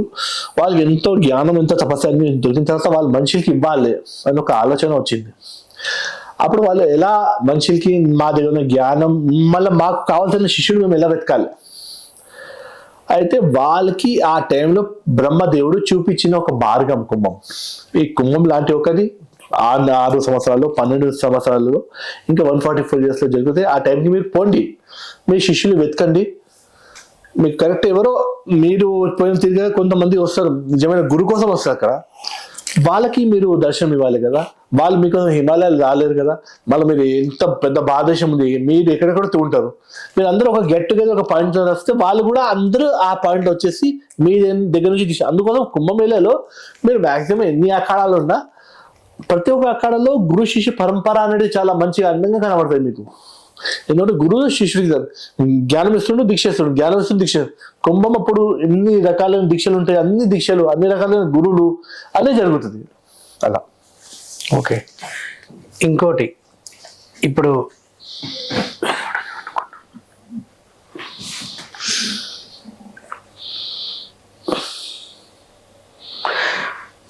బాగా మంచుతో అంటే గడ్డలు కట్టుకుపోయేంత చలిలో కూడా ఈ అఘోరాలు నాగసాధువులు అంత అంటే 0% వాతావరణాన్ని కూడా గడ్డ కట్టుకుపోయే చలిలో ఉండి కూడా వాళ్ళు సాధన ఎలా చేయగలుగుతారు? ఇప్పుడు మీరు హాట్ రూమ్ లో ఉన్నారు, మీరు ఇక బయట పోతే మీకు ఎటువంటి నార్మల్లోనే మీకు బయట పోగానే చలి అనిపిస్తుంది. ఒక హాట్ వాటర్ ఒక దాంట్లో వేసేసి ఆ హాట్ వాటర్లో ఇట్లా చేతి పెట్టండి, ఈ చేతి పెట్టేసి ఈ చేతిని తీసేసి నార్మల్ వాటర్లో పెట్టండి. నార్మల్ వాటర్లో పెడితే ఆ నార్మల్ వాటర్ మనకు చల్లగా అనిపిస్తుంది. క్యాజువల్గా అది నార్మల్ ఉంటుంది, కానీ మన చేతికి అది చల్లగాని. అలాగని మనకు మన బాడీకి, మన టెంపరేచర్కి, మన సైకాలజీకి అన్నిటికీ లింక్ ఉంటుంది. మీరు ఆ చలిలో చలి ఉంది అని భావం చేసిస్తే మీరు చలిలో మీరు ఉండలేరు. అక్కడ సైకలాజికల్గా మానసికంగా మనిషి ఎంత దృఢపక్షం, నేను ఐసై రాయి అయిపోయినా పర్వాలేదు, అంత దృఢ సంకల్పంతో మీరు ఉంటే దాన్ని హఠయోగం అంటారు. ఆ హఠయోగంలో మీరు ఉంటే ఆ చలి మీ పైన ఎఫెక్ట్ ఇవ్వదు. మీ లోపల ఒక రకమైన ఎనర్జీస్ ఇప్పుడు మనం చలిలో పోతే మన లోపల వేడి పెరుగుతుంది, ఆటోమేటిక్ ఉంటుంది. ఆ వేడి అనేది ఎంత పెరుగుతుంది అంటే దాంతో పాటు ఆటోమేటిక్ నేచర్లో జరిగిపోతుంది. ఇంకొకటి మన బాడీకి కూడా కొంచెం మనం టైం ఇవ్వాలి. ఆయన పోగానే ఫస్ట్ డేకే వచ్చేసి అంత చలిలో కూర్చోలేదు. ఆయన ఆ ప్రాక్టీస్ అనేది, ఆ విద్య అనేది కూడా దానికోసం ఆయన నేర్చుకోవాల్సి వచ్చింది. 2 months 3 months 4 months వరకు ఆయన కొంచెం ఇబ్బంది అవుతుంది. దాని తర్వాత మెల్లమెల్లగా సెట్ అవుతాడు దానికి. ఎవరు పోగానే డైరెక్ట్ గా అంత ఐస్ లోపల కూర్చొని నేను ఒక గొప్ప యోగి అని ఫోటోలు తీయడం. ఇప్పుడు ఫోటోలు తీయడానికి తయారైన గ్యాంగ్ వేరే, అది గ్యాంగ్ చెప్తా వాళ్ళకి. వాళ్ళు నిజమైన యోగులు కాదు, వాళ్ళు ఫోటోలు తీసుకోవాలి. నిజమైన యోగులు అటువంటి ఐస్ లోపల కూర్చున్న ధ్యానం చేసుకుంటారు. వాళ్ళు దూరంగా ఉంటారు. వాళ్ళకి నార్మల్ పబ్లిక్ కెమెరామ్యాన్ కూడా పోలేరు, వాళ్ళ దగ్గర ఏ కెమెరామ్యాన్ పోలేరు, ఉంటారు అట్టు లేరు. కానీ వాళ్ళ దగ్గర పోవాలంటే పోలేరు. వాళ్ళు అటువంటి క్షేత్రాల్లోనే ఉంటారు. వాళ్ళు ఎందుకంటే వాళ్ళకి మాకు డిస్టర్బెన్స్ ఉండొద్దు అని ఫస్ట్ డిసైడ్ అయ్యి అటువంటి క్షేత్రాల్లో వెళ్ళిపోతాం. ఇంకా వీళ్ళు ఇట్లా దగ్గర నుంచి మొత్తం బాడీలో ఐసెస్ ఉండి ఇట్లా తీస్తున్నారంటే ఆయన సైకాలజీ పరంగా ఫస్ట్ తయారైనాడు. తర్వాత కొంచెం ట్రైనింగ్ తీసుకొని కొంచెం హ్యాబిట్స్ తో కొంచెం చేసుకుంటున్నాడు అంతే. సో మొన్న అంటే కుంభమేళలో చూశాను ఒక ఆయన చెయ్యి ఎంతసేపు ఇలానే పెట్టుకొని ఉంటుంది. అలా కొన్ని ఏండ్ల నుంచి అలానే అలా కొంతమంది కొన్ని సంకల్పాలు దాన్ని వ్రతాలు అంటారు. ఈయన ఏంటంటే పుట్టినప్పటి నుంచి ఆయన నాగా సాధు అయినప్పటి నుంచి ఇట్లానే చేతి పెడతాడు ఒక ఆయన అట్లా. ఎందుకంటే ఈ వ్రతాలు ఏంటంటే ధరించేది వాళ్ళ ఒక ఇంద్రియాలు ఏంటంటే ఒక దగ్గర సంకల్పం తీసుకొని ఆ సంకల్పం పలగొట్టకుండా దాని తర్వాత మొత్తం కాన్సన్ట్రేషన్ చేసేసి ఆ కాన్సన్ట్రేషన్ ఆ ఒక సంకల్పమైన కాదు, ఆ సంకల్పం ఆ కాన్సన్ట్రేషన్ మొత్తం బాడీ పైన మొత్తం 11 ఇంద్రియాల పైన వర్క్ చేస్తుంది. ఆయన ఒక కంట్రోలింగ్ వచ్చిందంటే ఆ కంట్రోలింగ్ అనేది బాడీలో ప్రతి ఒక్క ఇంద్రియానికి యూజ్ అవుతుంది. ఒక మనిషికి కన్ను లేదంటే ఆ కన్ను లేని మనిషి మైండ్ ఆ ఒక దీన్ని కూడా పవర్ తీసుకుంటుంది. ఆ మైండ్ ఇంకా దానికి షార్ప్ అవుతుంది, అంత షార్ప్ అవుతుంది, అంత డెవలప్ అవుతుంది. ఆ యాంగిల్లో అనుకోండి. ఇవన్నీ చాలా వాళ్ళు ఇవన్నీ ఎందుకు చేస్తారంటే వీళ్ళు ఒక సంకల్ప శక్తి పెరగాలనే చేస్తారు. వాళ్ళు అబ్వియస్లీ వాళ్ళు ఆక్స్ఫోర్డ్ మంచి మంచి యూనివర్సిటీలో చదవలేదు, కాకపోతే వాళ్ళ దగ్గర ఉన్న గురువులైన విద్యలైనా వీటికి మించిన విద్యలు మించిన ట్రైనింగ్ అనేది వాళ్ళకి ఉంటాయి. ఈ ఒంటి కాలు మీద తపస్సు చేయడం కూడా ఏళ్ళు అలానే నిలబడి ఉండిపోతారు కదమ్మా. ఏళ్ళుగా కూడా అట్లనే అలా ఉండిపోతారు. ఒక ఆయన ఒకటే కాలు పైన ఉండేసి అలాగనే ఒక చెట్టు తయారయ్యేది, ఆ చెట్టు లోపల ఆయన కాలు ఉంటుంది. అట్లా ఉన్నాయి. అట్లాంటి మనం అక్కడ పోయి వాళ్ళకి చూస్తే ఇలా ఒక కాళ్ళు మళ్ళీ ఆ కాళ్ళు ఇట్లా చూసి చెట్టు అయిపోయి మొత్తం అయినంత బాడీ లోపల నుంచి కూడా ఆకులు వచ్చేస్తాయి, ఆ చెట్టు లోపల నుంచి సౌండ్ వస్తాయి ఓమన్. అట్లాంటి హిమాలయాల్లో ఇటువంటి వాళ్ళు దొరుకుతారు, కనబడతారు. వాళ్ళు తక్షణమే మళ్ళీ వాళ్ళు నార్మల్గా కూడా రెడీ అవ్వచ్చు. ఇప్పుడు మనం ఒక యోగి రెడీ కావాలంటే ఫస్ట్ ఒక యోగి రెడీ కావాలంటే ఏమైనా ఘోరైనా నాగా సాధైనా ఎవరైనా ఒక యోగి అనమాట. ఒక యోగిగా రెడీ కావాలంటే ఫస్ట్ మీకు ఒకటి ఏంటంటే నేచర్తో కమ్యూనికేషన్ అనేది ఉంటుంది. నేచర్తో కమ్యూనికేషన్ ఎలా చేస్తారు? చెట్టుతో ఎలా మాట్లాడతారు, ఈ టేబుల్తో ఎలా మాట్లాడతారు, ఈ నీళ్ళతో ఎట్లా మాట్లాడతారు, పక్షులతో ఎలా మాట్లాడాలి, గోమాతతో ఎట్లా మాట్లాడాలి.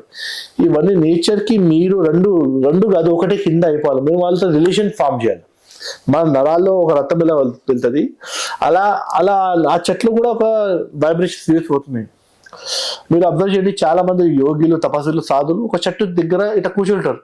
ప్రతి ఒక్క వాడికి చెట్టు అవసరమా? ఎందుకు చెట్టు దగ్గర ఎందుకు కూర్చుంటాం? ఈ నాభికి ఇంకా ఈ బ్యాక్ బోన్కి ఆ చెట్టుకి మొత్తం ఈ మూడు అనేది ఒకటి అయిపోతుంది. నాభి మన బ్యాక్ బోన్, ఆ చెట్టుది కంప్లీట్గా ఒకటి. ఆ వైబ్రేషన్ ఆ చెట్టులో ఏ మూలలో ఏ జీవి ఏం చేస్తున్నాడో ఆయన ఇక్కడ కూర్చొని కన్ను మూసుకొని ఆయనకు తెలుస్తుంటది. ఆ చెట్టుకి ఈయనకి అంత అద్వైతమైన సంబంధం అనేది ఏర్పాటవుతుంది. ఆ వైబ్రేషన్స్ చాలా ఆ చెట్టుకి ఈయన పాలవాచాడు అది కావడానికి కొన్ని ఇయర్స్ పడింది. కానీ ఇప్పుడున్న స్థితి ఎలా అయిపోయిందంటే ఆ చెట్టు ఈయన వేరే కాదు, ఈ జగత్ మొత్తం వరల్డ్ తోని ఈయనకి మొత్తం కనెక్షన్ అయిపోయింది. సో పంచభూతాలను ఆపే శక్తి ఉంటుంది, అంత శక్తి వచ్చేస్తుంది. అంత ఇట్లాంటి ధ్యానంలో నేను చెప్పే ఇటువంటి ప్రకృతితోని ఒక కనెక్షన్స్ తోని ఇట్లా యోగంతో ధ్యానంతో ఇటువంటి అన్ని జరిగిపోతాయి. షట్చక్రాలతోని ఈ షట్చక్రాలు పంచభూతాలను ఆపే శక్తి దేవుళ్ళకే ఉంటుంది, అందుకని మనుషులకు ఎలా వస్తుంది? పంచభూతాలు ఆపే శక్తి దేవునికి ఉంటుంది. మీరు దేవుని గురించి మాట్లాడుతున్నారు ఏమనుకోద్దు, మీరు దేవుని చూస్తారా? లేదు. ఎవరి గురించి మాట్లాడుతున్నారో సాధువులు యోగుల గురించి ఎంతవరకు దేవుని గురించి మాట్లాడు. ఎందుకంటే సాధువులు యోగులు మాత్రంకి వాళ్ళకే దేవుడు ఉన్నాడు. వాళ్ళకి కనిపిస్తాడా? వాళ్ళకి అందుకు కనిపెడతాడు, వాళ్ళకి మిల్తాహే కనబడతాడు, వాళ్ళతో మాట్లాడతాడు. ఎన్నో రకాల విద్యలు వాళ్ళు ఆ విద్యలో ఒక మాధ్యమం నుంచి వాళ్ళతో రిలేషన్ పెట్టుకుంటారు దేవునితో. నార్మల్ గా పొద్దున్న నుంచి సాయంత్రం వరకు తిట్టు కోళ్ళకి చెప్పేసి మళ్ళీ సాయంత్రం కూడా వినకపోతే ఇలా తల ఊపేసి నేనే అమ్మవారు చెప్పేసి వాళ్ళు భస్మం అవుతారు. ఎందుకంటే కాళీమాత అనేది వాళ్ళ దాంట్లో వచ్చేస్తే శివుడు కాళీమాత నిలవాలంటే శివుడి పైన ఎటువంటి ఇవన్నీ. అందుకోసం మేము చెప్తాం కదా, ఇవన్నీ దుష్ప్రచారాలు. సమాజంలో సనాతన సంస్కృతి చాలా సైంటిఫిక్ గా ఉంది. ఆ సైంటిఫిక్ గా దీన్ని అర్థం చేసుకుని దీన్ని మనం మాట్లాడితే ఒకటి ఉంది, ఏం లేకుండా నేను చెప్పే జ్ఞానం చాలా తక్కువ. దీంట్లో ఎంతో లోతుగా మనం మాట్లాడవచ్చు, దీన్ని ఎంతో లోతుగా అర్థం చేసుకోవచ్చు. ఓకే, మీరు అఘోరగా మారడానికి కారణం ఏంటి? మన ఫస్ట్ ఆఫ్ ఆల్ ఏంటంటే మాది పాశుపత సిద్ధనాథ సంప్రదాయం. పాశుపత సంప్రదాయం నుంచి గోరఖనాథులు మత్స్యనాథులు వీళ్ళందరూ వచ్చిందనమాట. నాది మెయిన్ గా ఆ సంప్రదాయం. దాని తర్వాత ఈ పాశుపత సిద్ధనాథ సంప్రదాయం నుంచి నాథ సంప్రదాయము అఘోర సిద్ధాంతాలు వీళ్ళన్నీ వచ్చినాయి. ఇంకొకటి ఏంటంటే పాశుపత సిద్ధాంతం అనేది ఎందు నుంచి వచ్చింది? రస విద్య, రసశాస్త్రం. రసశాస్త్రం అంటే మన దగ్గర హిందూ ధర్మంలో ఉంది. దీనికి సంబంధించిన గ్రంథాలైనా దీనికి సంబంధించిన చాలా నాలెడ్జ్ చాలా తక్కువ ఉంది. చెట్ల మూలికలతోని రసం తయారు చేసి అందులో ఒక కాపర్ లాంటి ఒక మనం పెట్టినామంటే 24 hours తర్వాత కాపర్ అని గోల్డ్ తయారవుతుంది. అవునా? అది దాని యొక్క మాత్రం దానికి వేమన కూడా దానికి ఒక అదర్మన చేసినట్టు కూడా యాక్చువల్గా ఏంటంటే ప్రకృతిలో మనం ఇప్పుడు 5 పంచలోహాలు అంటాం, గోల్డ్, ఐరన్, ఇవన్నీ ఉన్నాయి, కాపర్, ఇవన్నీ. కానీ గోల్డ్ ఒకటే సత్యం, మిగతా ఇవన్నీ ఈ 4 గోల్డ్కో ఒక బిమారీ అయితే సిల్వర్ అవుతుంది, ఇంకొక బిమారీ అయితే కాపర్ అవుతుంది, ఇంకొక బిమారీ అయితే పీతల్ అవుతుంది, ఇంకొక బిమారీ అయితే ఐరన్ అవుతుంది. ఈ 4 ఉన్నాయి. 4 రోగాలు తీయడానికి మూలికలు ఉన్నాయి, చెట్లు ఉన్నాయి, అవి వాడితే ఇవన్నీ కూడా గోల్డ్ అయిపోతాయి. అవునా? అట్లాంటి సిద్ధాంతాలు అటువంటి అవంతా రస విద్య. దానికి రసశాస్త్రం, రస విద్యలు ఉంటారు. దీని తర్వాత పాశుపత సిద్ధాంతం వచ్చింది. పాశుపత సిద్ధాంతంతో శైవ సిద్ధాంతాలు వచ్చింది. దాని తర్వాతనే ఈ దాత సంప్రదాయాలు, అఘోర సంప్రదాయాలు ఇవన్నీ తర్వాత వచ్చినాయి. ఇవన్నీ ఇప్పుడు వచ్చినాయి. ఇవన్నీ ఇది మూలం అనమాట మనం చెప్పింది. అయితే రసశాస్త్రం తోటి, రస విద్య తోటి నార్మల్ ఐరన్ ని కూడా గోల్డ్ చేయొచ్చు. ఏం పెద్ద విషయం కాదు. చేసేటోళ్ళు ఇప్పుడు కూడా ఉన్నారు. శ్రీశైలం లాంటి అడవిలలో ఉన్నారు. అవునా? ముస్లింలు ఉన్నారు, 70 సంవత్సరాలు 80 సంవత్సరాలు ఉంటారు, అలా ఉన్నారు. ఓకే. మీరు ఈ అఘోర కాకముందు ఏంటి మీరు అసలు? ఏంటి అనే దానికి తెలుసుకోవడానికి నేను ఈ సిద్ధాంతం మార్గంలో వచ్చిన. అంతకుముందు ఎవరు అంటే మీరేంటి అసలు ఏం చేస్తుండే? నేను 8 years ఏజ్ నుంచి ఇలా పడుకొని ఉంటే 8 years నా ఏజ్ అప్పుడు 8 years ఇలాగని లేచి నాకేం తోచిందో శ్రీకృష్ణ పరమాత్మ ఒక విగ్రహం ఉంది, ఆ విగ్రహాన్ని తీసుకొచ్చి పాలు, పెరుగు, పంచామృతం స్నానం చేపించి ఒక చిన్న ఉయ్యాలలో రాత్రి 1 o'clockకి ఉయ్యాలి. మా అమ్మ అయింది, ఈయన ఇంత చిన్న ఏజ్కి ఏం చేస్తుంది, దేవుడితో ఆడకొద్దు రా అని నాకు తిడుతుండే రోజు. కానీ నాకు తెలియకుండా ఇది నాకు అంత ఏజ్ లో మా ఇంట్లో ఎవరు చేయరు. రాత్రి అంటే 1:30, 2 o'clock, 3 o'clock, 4 o'clock బ్రహ్మముహూర్తం, ఇటువంటి పూజలు, అది పూజని కూడా తెలియదు నాకు. అది పూజలు ఏంది, అట్లా పూజలు చేయడం, ధ్యానం చేసుకోవడం, ఇవన్నీ ఆటోమేటిక్ బై చేస్తే అలా ఇలా నేను ఆటోమేటిక్ నాకు తెలియకుండానే ఇది ప్రారంభంలో ఒక సుకృతం ఇవన్నీ అనుకోండి, నేను ఆటోమేటిక్ ఇందులో వచ్చేస్తాను. ఇది మళ్ళీ ఇవన్నీ ఏంది, నేను ఏం చేస్తున్నాను, నాకు పిచ్చెక్కిందా అనే భావం కూడా వచ్చింది. దాని తర్వాత నేను మా గురుగారికి కూడా నాకు మెడిటేషన్ అనేది ఆ టైంకి నేను వచ్చేస్తే మెడిటేషన్ నాకు చిన్నప్పటి నుంచి ఒక స్పేస్ సైంటిస్ట్ కావాలని కోరిక ఉండేది. వాస్తవానికి మా మిడిల్ క్లాస్ ఫ్యామిలీ. అయితే కన్ను మూసుకొని ఇలా ధ్యానం చేస్తే నాకు ధ్యానం అని కూడా కదా, కన్ను మూసుకొని ఇట్లా కూర్చుంటే అంటే ఇట్లా ఎందుకు కూర్చోాలంటే అది ఇప్పుడు విశ్వామిత్రుడు సీరియల్ వస్తుంది టీవీలో, చిన్న టీవీలు ఉంటాయి, డబ్బాలు యాదుండో లేదు ఆ టైంకి మీకు చూడండి. ఆ టీవీలు ఇంట్లో మా ఒక గల్ల చిన్న ఒక రోజు ₹1 గల్ల పలుగొట్టి ఆ టీవీలు తెచ్చేస్తే అసలు ఆ వచ్చే ఆనందం వేరే ఉండే. మళ్ళీ అందులో రామాయణం, మహాభారతాలు చూసి ఆ ఋషులు ఇట్లా తప్పదు. మేము కూడా ఏం చేస్తాం, పొద్దుగా లేసి ఇట్లా కూర్చొని ధ్యానంలో కూర్చుంటే అప్పుడు ఆకాశంలో లైట్, చంద్రం, స్టార్స్ ఇవన్నీ కూడా వెళ్ళిపోతున్నా లోపల. రోజు చూస్తున్నా, రోజు ఎంజాయ్. 1 గంట 2 గంటలు కూర్చుంటాను. నాకు అంటే మెడిటేషన్ అనేది కూడా తెలియదు. నాకు మెడిటేషన్ మా ఫ్యామిలీలో ఎవరు తెలియదు మెడిటేషన్ అంటారు దానికి. నాకని కాదు, మా ఫ్యామిలీ ఎవరు నేర్పే కూడా లేదు. తెలిసి ఉండొచ్చు మా డాడీకే, కానీ వాళ్ళు ఎవరు తెలియదు. నేను ఇట్లా అయిపోయినా మార్నింగ్ ప్రతిరోజు చేస్తే ఒకరోజు నక్షత్రాల మధ్యలో ఒక చిన్న లైట్ అనేది ఒకటి వచ్చి దగ్గర వచ్చేసి ఆ లైట్ అది మాటలు స్టార్ట్ అయింది. ఫస్ట్ నేను భయపడ్డా. మళ్ళీ ఏంది గురుగారా అని నేను అక్కడ అడిగిన, ఎవరు మీరని. 2-3 సార్లు అడిగితే అక్కడ నుంచి ఆన్సర్ రాలే. ఒక ఆకారం వచ్చింది, గురుగారు అని అడిగిన. నేను ప్రకృతి సౌండ్, ఆ సౌండ్ వైబ్రేషన్ తో 3 days నేను ఇంట్లోనే మొత్తం బాడీ అంతా హీట్ ఎక్కి నేను పండుకున్నా. అంటే బెడ్ సోగాను, నాకు అంత రోగం వచ్చింది. మళ్ళా భయం వచ్చి ఇట్లా పండుకుంది. ఇట్లా ధ్యానం చేసేస్తే మాత్రం ఏమో దయ్యాలు, భూతాలు కూడా కనబడుతున్నాయి, ఏం కనబడుతున్నాయో, ఇది రైటో రాంగో ఇట్లా. మళ్ళా మనిషి లోపల కోతితో మనిషి తయారు చేయని చెప్తారు కదా, నాకు తెలియదు. ఏదో మనిషి నేను చిన్నప్పుడు మైండ్ సైకాలజీ మళ్ళీ ఒకసారి ధ్యానం చేద్దాం, మధ్యాహ్నం ధ్యానం చేస్తా. మధ్యాహ్నంకి మంచిగా కమ్యూనికేషన్, ఆ లైట్ అవన్నీ ఇక్కడ కనబడి ఆయన ఒక గురువు, ఆయనతో మాట్లాడే స్టార్ట్ అయింది. కొన్ని రోజుల తర్వాత ఆయన నాకు నాలెడ్జ్ ఇవ్వడం, నేను నాలెడ్జ్ రాయడం కూడా స్టార్ట్ చేస్తాను. రాసిన తర్వాత నేను పిక్చర్ అయిపోయినానా. ఇది ఏజ్ లో? నేను చాలా చిన్న ఏజ్. అప్పుడు అందాదా ఎంత ఉంటుంది ఏజ్? నేను 9th class లో వచ్చిన పీరియడ్ అనుకోండి. అంతవరకు ఇవన్నీ చాలా జరిగినాయి. ఇప్పుడు 9th class 10th class లో ఉన్న పీరియడ్ లో మేము జరిగింది రాసింది ఇప్పుడు కూడా ఉంది. వాటిని మా సిస్టర్స్ వీడు ఏమైతున్నాడు, పిచ్చోడు అవుతున్నాడు, ఏమైతున్నాడు, ఏదో రాస్తున్నాడు, ఏదో చేస్తున్నాడు, తొందరగా లేస్తాడు, ఏదో ఎలా కూర్చుంటాడు, అది రాసింది వాళ్ళు ఇట్లా చదువుకుంటే కూడా అసలు వాళ్ళకి అర్థమైతలేదు. అది నాకు అర్థమవుతుంది. నేను ఏం రాస్తున్నాను.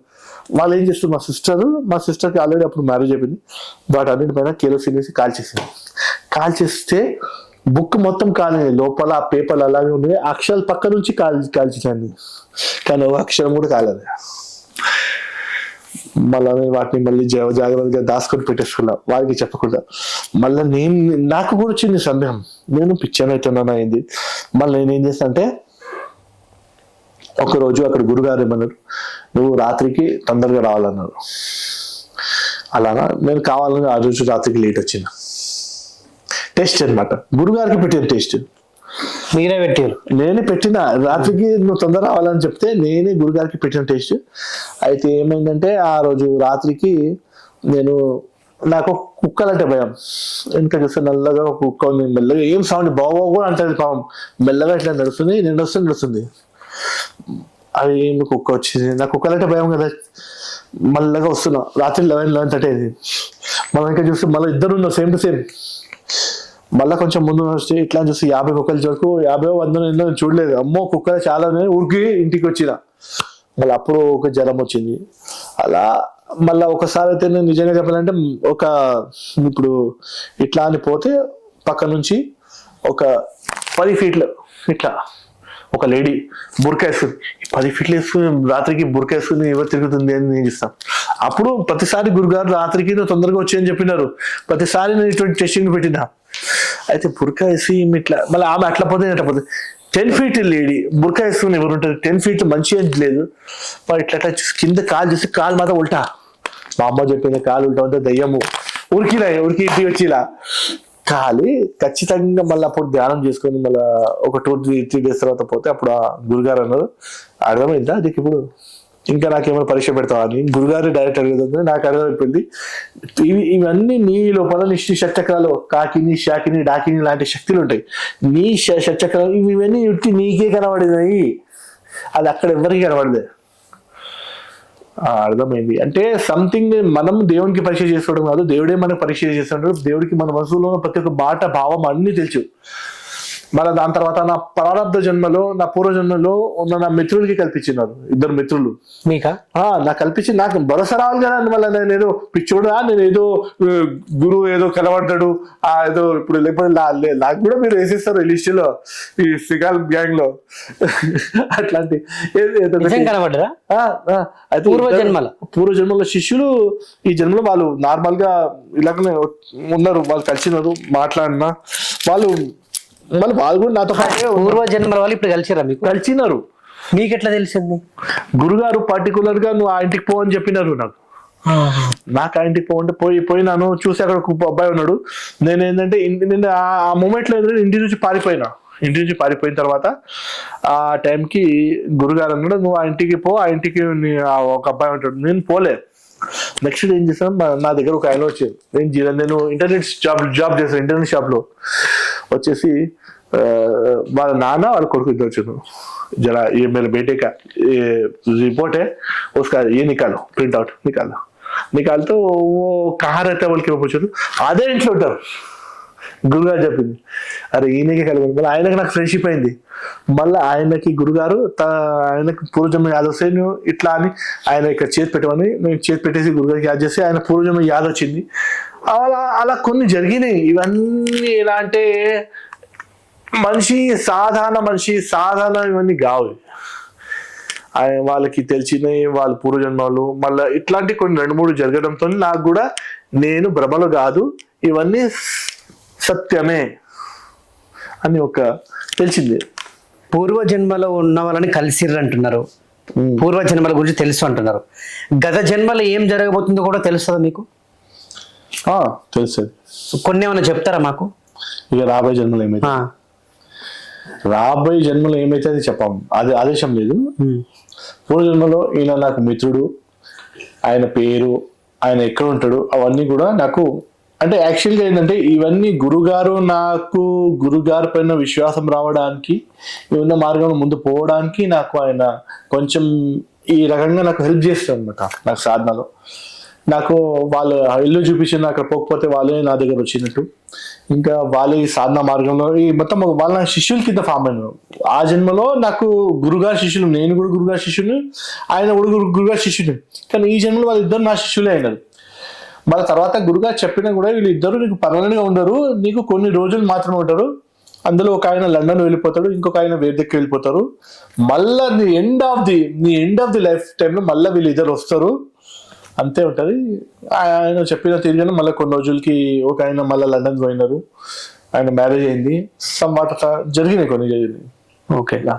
సో జనరల్ గా ఇప్పుడు సాధన చేసిన వాళ్ళకి మీకు అంటే అవతల వ్యక్తిని చూస్తే ఆయన గత జన్మల గురించి చెప్పగలుగుతారా?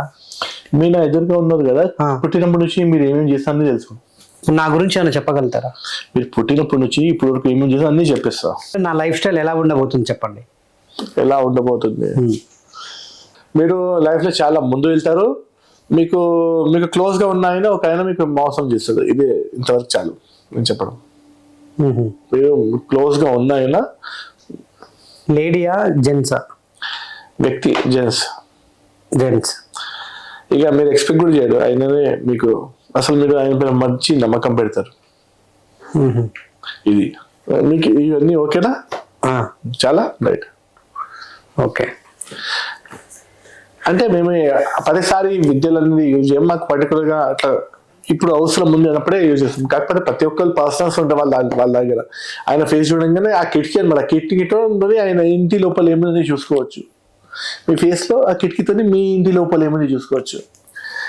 కానీ ఒక్కొక్కరు ఇంట్లో ఒక్కొక్కరు పర్సనల్ ఉంటాయి కదా, మాకు కూడా తెలుసు మా ఫేస్ కూడా ఒక కిటికీయే. కాబట్టి వద్దులే, ఎందుకు దేవుడు అందరు బాగుండాలి అని అలా భావిస్తాం అంతే.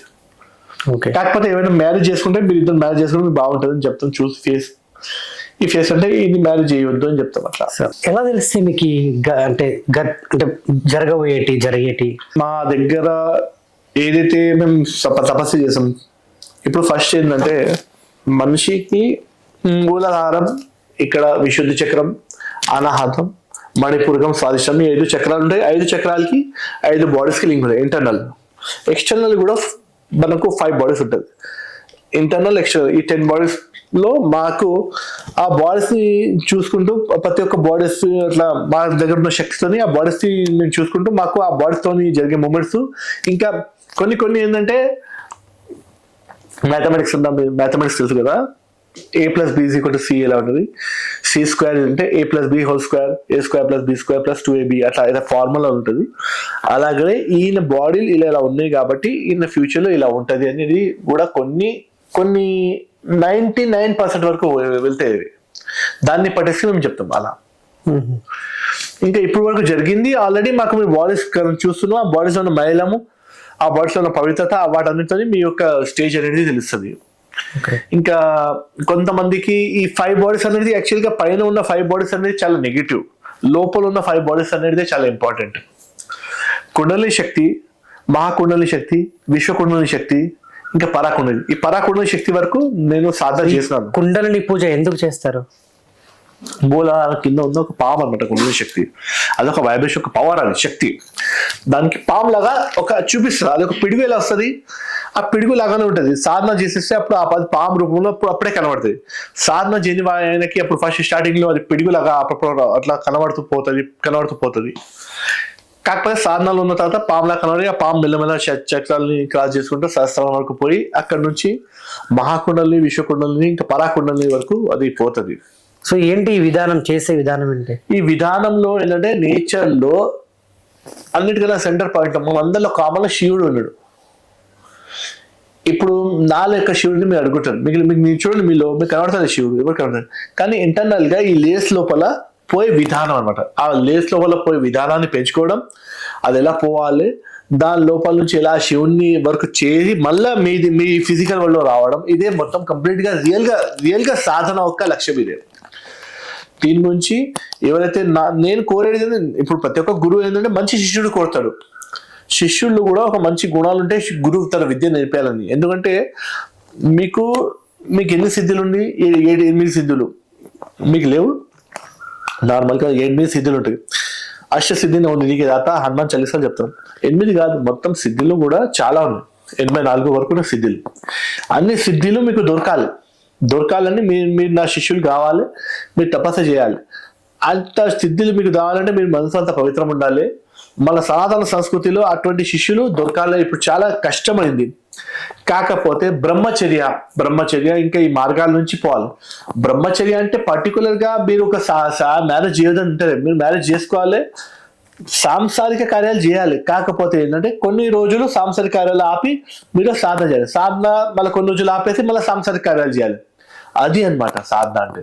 మీరు సాధన అంటే కంప్లీట్ గా నేను బ్రహ్మచారి అయిపోతాను, కంప్లీట్ గా సన్యాసి అయిపోతాను అలా అని కాదు. అలా సాధనని అర్థం చేసుకోవద్దు. అలా చేసే వాళ్ళు ఉంటారు కదా, అలా నేనే కంప్లీట్ గా సంసార జీవితానికి మొత్తానికి ఫుల్ స్టాప్ పెట్టి నేనున్నా కదా. ఓకే, నేను మొత్తానికి మ్యారేజ్ చేసుకుని చేసుకోకుండా సంసార జీవితాన్ని పెళ్లి చేసుకున్న తర్వాత సంసారిక జీవితాన్ని మొత్తం ఫుల్ స్టాప్ చేసుకోవడం మహాపాపం. పెళ్లి చేసుకున్నారంటే ఎందుకంటే ఎక్స్పెక్టేషన్ ప్రకృతిలో రైట్ వచ్చింది. ప్రకృతిలో తనకు కూడా ఎక్స్పెక్టేషన్ ఉంటుంది. ఆ ఎక్స్పెక్టేషన్ మీరు కంపల్సరీగా పూర్తి చేయాలి, లేకపోతే అది మహాపాపం. కాకపోతే గృహస్థ యోగి అవ్వడం పరిపూర్ణత్వం కాదు. మనిషి పెళ్లి చేసుకుంటే లేదంటే ఆయన యోగి కావడం అది అలా లాంగ్ కాదు. కాకపోతే మీరు పెళ్లి చేసుకున్న తర్వాత మీరు గృహస్థ యోగులు కావాలి. కొన్ని రోజులు యోగ పైన ధ్యానం ఉండాలి, కొన్ని రోజులు సంసారం పైన ధ్యానం ఉండాలి. వీళ్ళిద్దరిని బ్యాలెన్స్ ఎలా అయితే మనం లెఫ్ట్ ఇంకా రైట్ బ్యాలెన్స్ చేసుకుంటే మన సైకిల్ మెల్లగా తీసుకుంటూ పోతాం కదా, ఆ రకంగానే ఉంటది. మీరు కూడా అంతేనా? అంతే. ఓకే, ఇప్పుడు నేను ఇక్కడ ఉన్నాను అంటే కొన్ని రోజులు ఇంటికి పోతాను, కొన్ని రోజులు ఇక్కడ ఉంటాను. అంటే 3 weeks ఇక్కడ ఉంటాను, 1 week ఒక ఇంట్లో ఇస్తాను అట్లా. కాకపోతే నేను ఇంటికి పోయినా కూడా ఇంట్లోకి తెలుసు నేను ఏం చేస్తున్నాను కాబట్టి వాళ్ళు కూడా నా మడిని పట్టి నా ఒక దాన్ని పట్టేసి నా ప్లేట్ వేరే, నా ప్రతి ఒక్కటి వేరే. ఇప్పుడైతే మీరు సంసార జీవితానికి దూరమే ఉన్నారు? నేను కంప్లీట్ గా దూరమే ఉన్నాను ఇప్పుడు కంప్లీట్. ఈ టైంలో నా కొడుకు పెద్ద అయిపోయింది, నేనంత ఏజ్ ఉంటాడు. ఓకే, మీరు అంటే ఈ అఘోరా కాకముందు ఒక పెద్ద సాఫ్ట్వేర్ కంపెనీ నడిపే వాళ్ళని విన్నాను. అవునండి, పెద్ద సాఫ్ట్వేర్ కంపెనీ విక్సనై మీడియా అని నా కంపెనీ పేరు. మంచిగా నడుస్తుంది. అంత దుబాయ్ నుంచి వచ్చే ప్రాజెక్ట్స్, గ్రాఫిక్ ప్రాజెక్ట్స్ అన్ని ఇప్పుడు ఏంటంటే ఆ విద్యలు ఇప్పుడు కూడా వస్తాయి కంప్యూటర్ పైన చేస్తే మంచిగా అనిపిస్తాయి. కాకపోతే ఏంటంటే యాక్చువల్గా ఇవన్నీ ఒక సైన్స్ ఒక నాలెడ్జ్ ఇవన్నీ ఉన్న తర్వాతనే నాకు అనిపించింది మన సనాతన సంస్కృతి ఇంత సైంటిఫిక్ గా ఉన్న తర్వాత మనం ఎందుకు, నేను ఇప్పుడు ఒక యోగి అయిపోయి రెండింటిని కలిపేసి ఇప్పుడు రాబోయే టైంకి కరెక్ట్ మెసేజ్ అనేది ఎందుకు ఇవ్వలేను, ఇస్తా ఖచ్చితంగా నేను ఇవ్వాలి. నాకు ఇంత సైంటిఫిక్ నాలెడ్జ్ ఉంది, ఇంత సనాతన సంస్కృతి గురించి మా గురుగారు ఆశీర్వాదంతో నాకు దొరికిన తర్వాత ఇప్పుడు నేను ఆ మెసేజ్ ఇవ్వకపోతే ఆ మెసేజ్ నాతో పాటు ఏంటైతే దాని మెసేజ్కి మీనింగ్ ఉండదు. ఇప్పుడు నేను ఖచ్చితంగా ఈ లైఫ్ని ఇంతవరకు విరామం వదిలేయాలి. ఆ టైం అట్లా అనుకుని నేను ఆ సాఫ్ట్వేర్ కంపెనీ బంద్ చేసి కంప్లీట్గా ఇలా వచ్చేది. సో అది మీరు తీసుకున్న డెసిషనా, దైవ నిర్ణయమా? దైవ నిర్ణయం అంటే ఏంది? దైవ నిర్ణయం అంటే దైవంలో వెళ్ళిపోయి నిర్ణయం తీసుకుంటే దైవ నిర్ణయం, ఇది దైవ నిర్ణయమే. ఇది మీరు ఇప్పుడు సాఫ్ట్వేర్ అంత పెద్ద సాఫ్ట్వేర్ కంపెనీని వదిలేసి వెళ్ళిపోయారు కదా, అవునండి, అది మీరు తీసుకున్న నిర్ణయమేనా? నేను దైవికంలో వచ్చేసి తీసుకున్న నిర్ణయం కాబట్టి దైవిక నిర్ణయం నేను భావిస్తా. అట్లా నేను భావిస్తా, నేను చెప్పడం మీనింగ్. ఓకే, సో మీ ఇంట్లో వాళ్ళు దీనికి ఒప్పుకున్నారా? మా ఇంట్లో వాళ్ళకి నేను కంపెనీ పెట్టేటప్పుడు వాళ్ళు అడగలే, కంపెనీ తీసేసిపోయేటప్పుడు వాళ్ళకి అడగలే, వాళ్ళకి ఏది అడగలే. ఇట్లా సన్యాసం తీసుకుంటా అంటే, నేను సన్యాసం తీసుకుంటున్నా అంటే వాళ్ళు భయపడతారు. నేను సన్యాసం కూడా చెప్పలేదు. నేను ఆల్రెడీ నేను సన్యాసం కూడా ఎక్కడ తీసుకున్నాను, మొత్తం అన్ని వదిలేస్తే కదా సన్యాసం.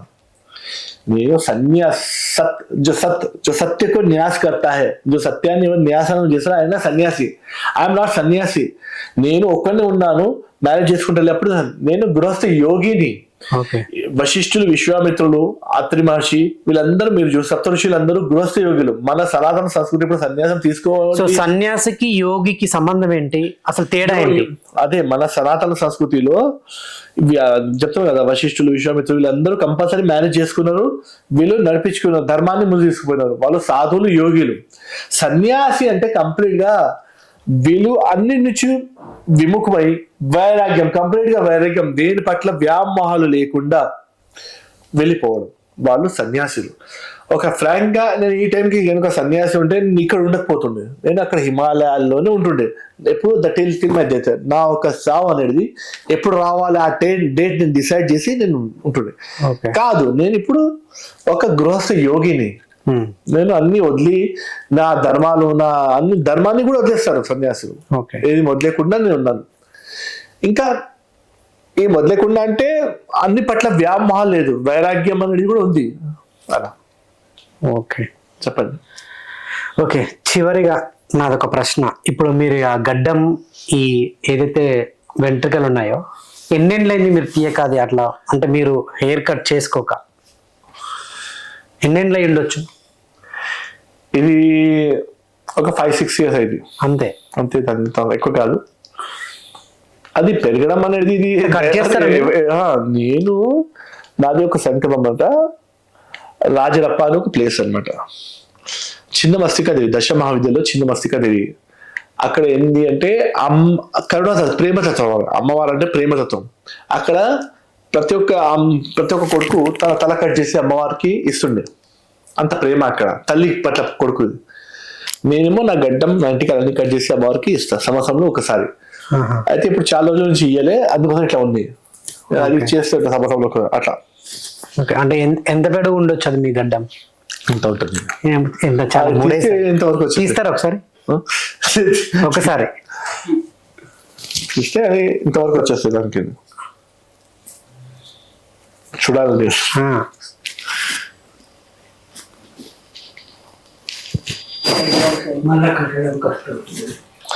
అవన్నీ చేయాలి, కట్టాలి, అవన్నీ ఉండేవి. వాళ్ళకి ఈజీ ఉంటుంది. మీకు ట్రిక్ ఉంటుంది అది వేసుకోండి. అదే ట్రిక్ కూడా ఉంటాయి, అన్నీ ఉంటాయి.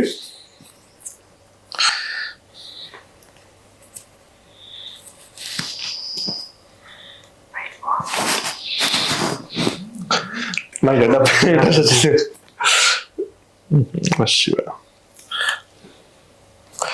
కాకపోతే మీరు అలా అడగొద్దు కూడా. అంటే చాలా మందికి పెద్ద పెద్దగా ఇక్కడ దాకా ఉండిపోతాయి కదా, అవి వాళ్ళు ఆర్టిఫిషియల్ గా పోయి చేసుకుంటారు. అంతేనా? ఒరిజినల్ కాదు. ఇప్పుడు ఒక అఘోరి మాత మొత్తం చుట్టూ ఇంత హైట్ ఉంది కదా, అది అంతా వాళ్ళు చేపించుకోవచ్చు. మీరు కూడా చేపించుకోవచ్చు, మీ ఇంటికి మంచిగా ఉన్నాయి. ఈ ఎంటికల్కి మంచి యొక్క సాధనకి, ఇప్పుడు వేసుకున్న బట్టలకి సాధనకి లింక్ ఉండదు. ఎంటికల్ ఇవన్నీ ఏంటంటే ఇవన్నీ ఇంతే అట్లా. ఓ మై గాడ్, అలా. సో వెనక మీ హెయిర్ ఎంత పెద్ద ఉందో ముందు కూడా హెయిర్ అంతే లాంగ్ ఉంది, అంతే. అలా గడ్డం కూడా. ఈ బట్టలన్నీ డ్రామాలే, ఇది డ్రామాలే, ఇది కూడా డ్రామా, ఇది కూడా ఎవ్రీథింగ్ డ్రామా. సత్యం ఏంటి? ఆత్మ. ఆ సత్యాన్ని తెలుసుకోమని చెప్తాను సాధన. మీరు వీటన్నిటికీ చూసి ఇది రైటా రాంగా వాటిపైన కాన్సన్ట్రేషన్ చేసుకొని మనం ముందు పోతే సత్యం అనేది మనకు దొరకదు. అవును, అది నేను. ఓకే, అండ్ ఫైనల్ గా కొన్ని సూత్రాలు చూశాను. మీరు శ్రీశైలంలో ఒక గుడిని నిర్మించబోతున్నారని. సో ఆ సూత్రాలు చూసినప్పుడు కూడా నాకు చాలా బాగా అనిపించింది. ఎందుకంటే ఈ మధ్య కాలంలో అందరికి కూడా అంటే అది నీడ్, ఫుడ్ అనేది లేకపోతే ఎవరు బ్రతకలేము. ఫుడ్ లేకుండా ఎంతో మంది రోడ్ల మీద ఫుడ్ కోసం నిత్యం ప్రతి క్షణం కూడా ఆహారం కోసం ఎదురు చూసే వాళ్ళు ఉన్నారు. అట్లాంటి వాళ్ళ కోసం ఫ్రీ ఫుడ్ మీరు డొనేట్ చేయబోతున్నారు. అది చదువుకొని వాళ్ళు కూడా చాలా ఫ్రీ ఎడ్యుకేషన్, అదేవిధంగా ట్రీట్మెంట్ లేక చనిపోయిన వాళ్ళు చాలా మంది ఉన్నారు. నేను ఒకసారి ఆటోలో పోతున్నా, పాపం ఆయనకి ఇక్కడ ఏదో గడ్డ కట్టి ఏమైందండి అంటే, నాకు ఇక్కడ గడ్డ కట్టింది, మళ్ళీ తీయండి, ఆపరేషన్ చేయండి. ఏదంటే నా ఆటో ఇది ఉంది కదా, దీని ఈఎంఐ ఇది 1 లక్ష రూపాయలు. ఇప్పుడు దీనికి ఈఎంఐ కట్టడానికే నా దగ్గర డబ్బు లేదు. 25 లక్షల రూపాయలు అంటే తీయడానికి. బతుకున్నంత వరకు ఆట అనిపిస్తా, చచ్చిపోయిన తర్వాత ఈ ఆటతో పాటే పెరుగుతా. ఆ మాట ఆయన చెప్పింది నాకు ఇక్కడ తగిలింది. సూపర్. అంటే మనిషి ఎంత డబ్బు సంపాదిస్తాడండి చెప్పండి? ఎంత డబ్బు సంపాదిస్తాడు? లాస్ట్ గా తీసుకుపోయేది లేదు. లాస్ట్ గా మనిషి చేస్తే కర్మ మాత్రం మిగులుతుంది కదా ఆయనకి. అందుకోసం నేను అనుకున్నాను, మనం ఫ్రీ ట్రీట్మెంట్ చేస్తే ఎంతో మందికి మంచిగా వాళ్ళకి ఒక జీవితం ఇస్తాం. ఒక అన్నం తిన్న మనిషి ఒక పూట పోతుంది, ఒకటి ట్రీట్మెంట్ చేస్తే పోయిన ప్రాణాలు కూడా కాపాడవచ్చు. అట్లా నేను ఆలోచించిన. ఒక ఎడ్యుకేషన్ ఇస్తే ఒక లైఫ్ అనేది ఆయనకు లైఫ్ ఒక మీనింగ్ అనేది దొరుకుతుంది. అండ్ ఫ్రీ క్రిమేషన్ అని కూడా ఫ్రీ క్రిమేషన్ కూడా నేను హరిశ్చంద్రుడు ఒక టీవీలో చూస్తాను. ఆయన పాపం ఆయన కూడా క్రిమేషన్ కోసం భార్య ఒక చీర కూడా ఆయనకి అవసరం పడింది. బలా క్రిమేషన్ ఒకటి ఇది అప్పటి నుంచి సత్యంగా నుంచి వచ్చిన టెన్షన్ దీనికి సాల్వ్ చేద్దాం, ఇప్పుడు ఫ్రీ క్రిమేషన్ కూడా పెడదామని అనుకున్నాను. ఇంకొకటి ఇవన్నీ ఇప్పుడు నార్మల్గా రాబోయే టైంలో ఈ ఏదైతే టెక్నాలజీ పెరుగుతుంది, టెక్నాలజీ అంటే ఎంత పెరుగుతుంది, అధర్మం అన్యాయం ఇవన్నీ అంత పెరుగుతుంది అనమాట. సూపర్ అండి. నిజంగా చాలా మంది స్వామీజీలు, అఘోరాలు, నాగసాధువులు, సాధువులు ఎంతో మంది ఉన్నారు. వాళ్ళ కోసం వాళ్ళ జీవన విధానాన్ని అలా కొనసాగించుకుంటూ పోతారు. కానీ ఇతరుల కోసం కూడా ఫ్రీ ఎడ్యుకేషన్, అదేవిధంగా క్రిమియేషన్, ఇది అన్నదానం చేయాలని, సో ఇదంతా కూడా చేసేవాళ్ళు ఆలోచన ఎవరికి లేదు. మీకు ఆ ఆలోచన వచ్చింది, డెఫినెట్గా అది సక్సెస్ అవ్వాలని మనస్ఫూర్తి కోరుకుంటున్నాను. Thank you so. ఓం నమః శివాయ.